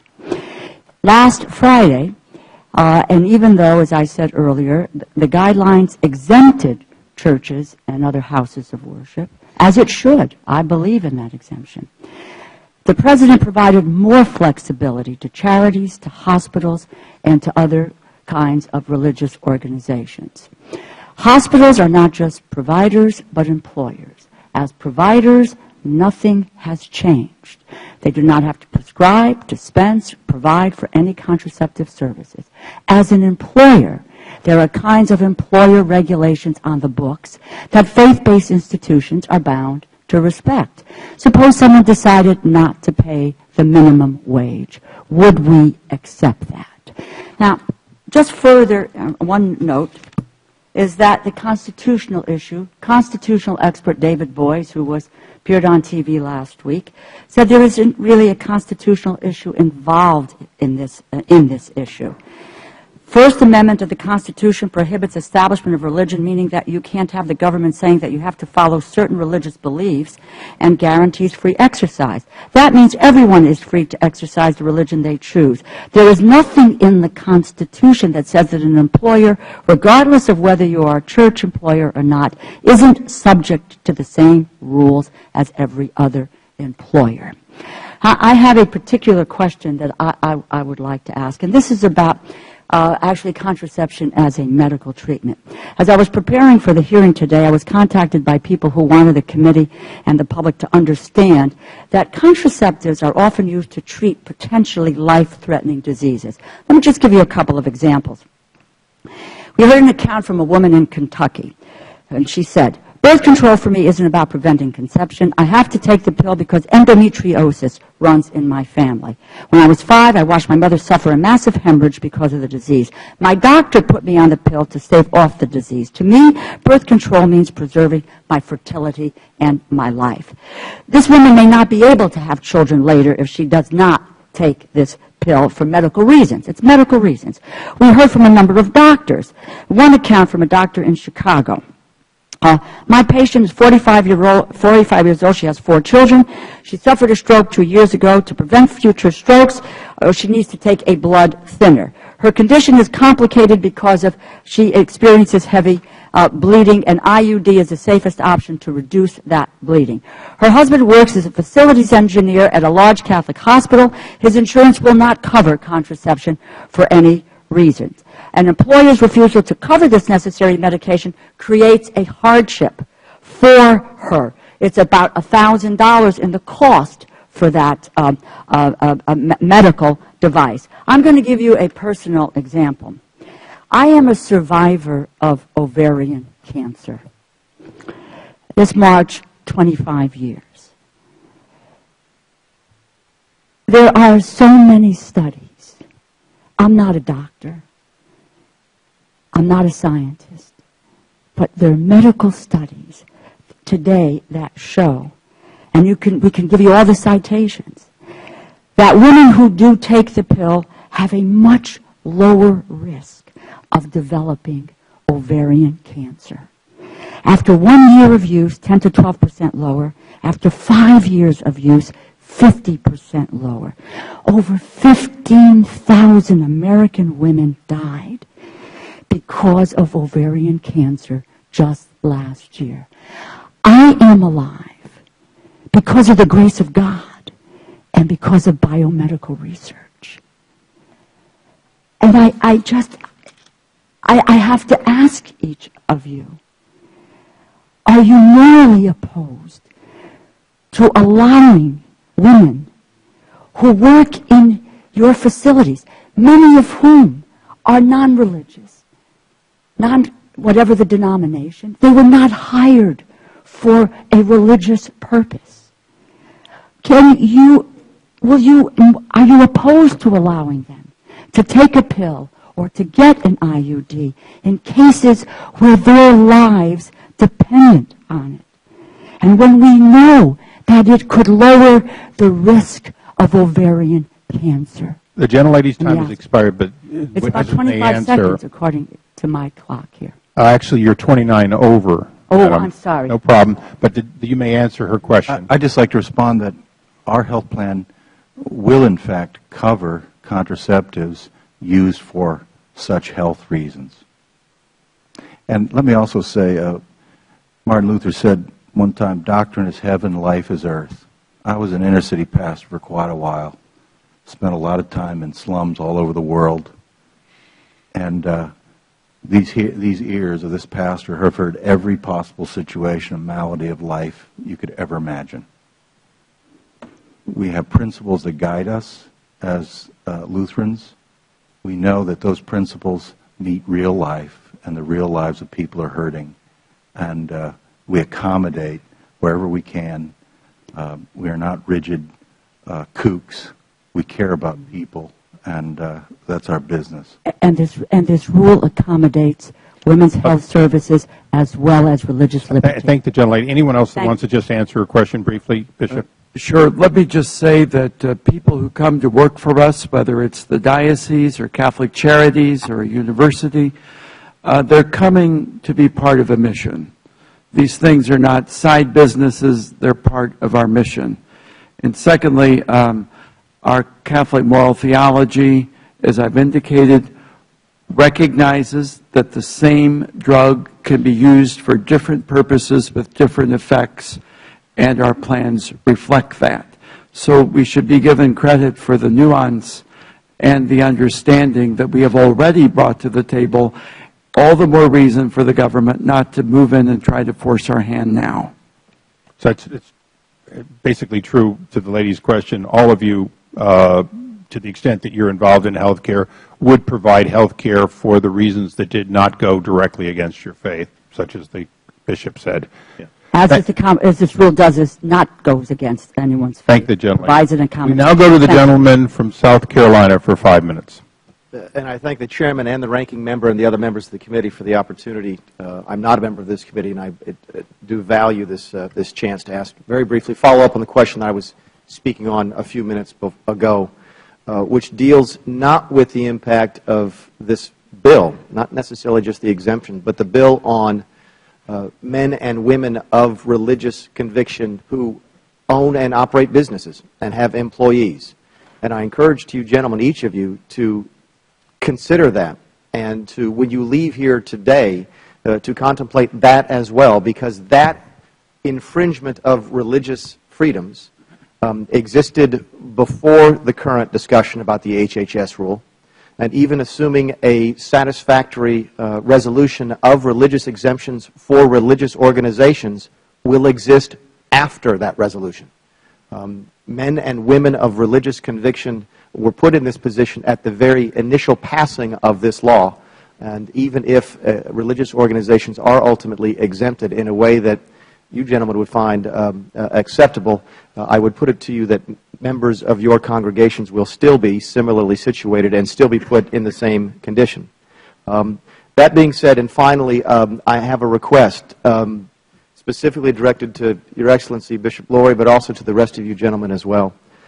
There were various organizations that I thought were very accurately described today by colleagues on the other side as having supported bits and pieces or all in part of this legislation when it was originally debated several years ago. And I would encourage each of you to consider the possibility that using a secular federal government to help advance religious principles, regardless of how admirable they might be. I'm familiar with the Catholic social justice teaching and doctrine, but to use the federal government to accomplish those things may, in both the short run, as we are learning today, and in the long run, be unwise. And to paraphrase many politicians, many great thinkers from the beginning of this country up to recent times, I would suggest to you gentlemen all that the federal government that is big enough to give to you all of the social justice that you pursue is also big enough to take from you all of the religious freedoms that you have. And with that, I yield back, and I thank the Chairman for his time. Would the gentleman yield? Happily. As we come to a close, I don't want to extend the time any further. I just want to sort of give you one opportunity, because there was an allegation that we were conducting a sham from this side of the dais. I'll deal with that one in my own way. But your comments on the opportunity you've had today and whether or not the committee has been fair to your opportunity to have your views, and whether you would do it again if asked to come for a similar hearing. Basically, do you think this was a sham relative to your side of the dais? Bishop? Mr. Chairman, I thank you for the opportunity to testify. I just say that I bring to the table a commitment to religious freedom and to the Church's social teaching that goes well beyond the next election cycle. If there's one thing the Catholic Church can do, it can sort of think for the long haul. We're a long haul church, and what we recognize is that if the principle of religious freedom is breached now, it's not going to be around for the long haul. That's why I'm here. That's why I got up at 3:15 this morning. Before anyone else answers, I do have to put my plug in. I've got no bishops. I'm not a Roman Catholic. But Sister Peggy at Siena Heights College in Adrian, Michigan, would feel that it was appropriate that you know what a great job that Catholic university did in at least getting me to this limited position I now hold. Anyone else want to comment? Mr. Chairman, religious liberty is not a partisan political issue, in my view. It is the foundation of liberal democracy grounded in human dignity and the image of God in humanity. Therefore, I will happily, as the Bishop said, get up at 3 o'clock in the morning if necessary and defend the principle of religious liberty and freedom of conscience before a Republican audience, a Democratic audience, or an independent audience, or anyone else. It is who I am. It is my committed belief, and I believe it should be protected and shared. Thank you. Rabbi? Chairman Issa, I thank you for having us all here today. The notion that we're here to push a political agenda could not be more untrue. I would just note one of the representatives referred to the icons being held up as democratic icons, I just want to say, as a religious American, and as an American clergyman, that someone like Martin Luther King Jr. is not a Democratic icon or a Republican icon. He is an American icon. And that's because we all as Americans care about liberty and equality as the two great pillars of what America is all about. You asked, would we come here again? I would certainly come here again, but I hope that I don't have to, not because we haven't enjoyed your hospitality, but because I hope that the administration realize that they've made a mistake and that they return us as a country to the principles of liberty that has guided this country for hundreds of years. Thank you. I want to thank all of you. We're going to quickly take a recess and set up for the next panel, and many of them now are on short fuses. So thank you all. We'll be back in about 3 minutes. You're amazing. Thank you. You're amazing, brother. Thank you. Good job. Wonderful job. Thank you very much. I teach ethics at Concordia.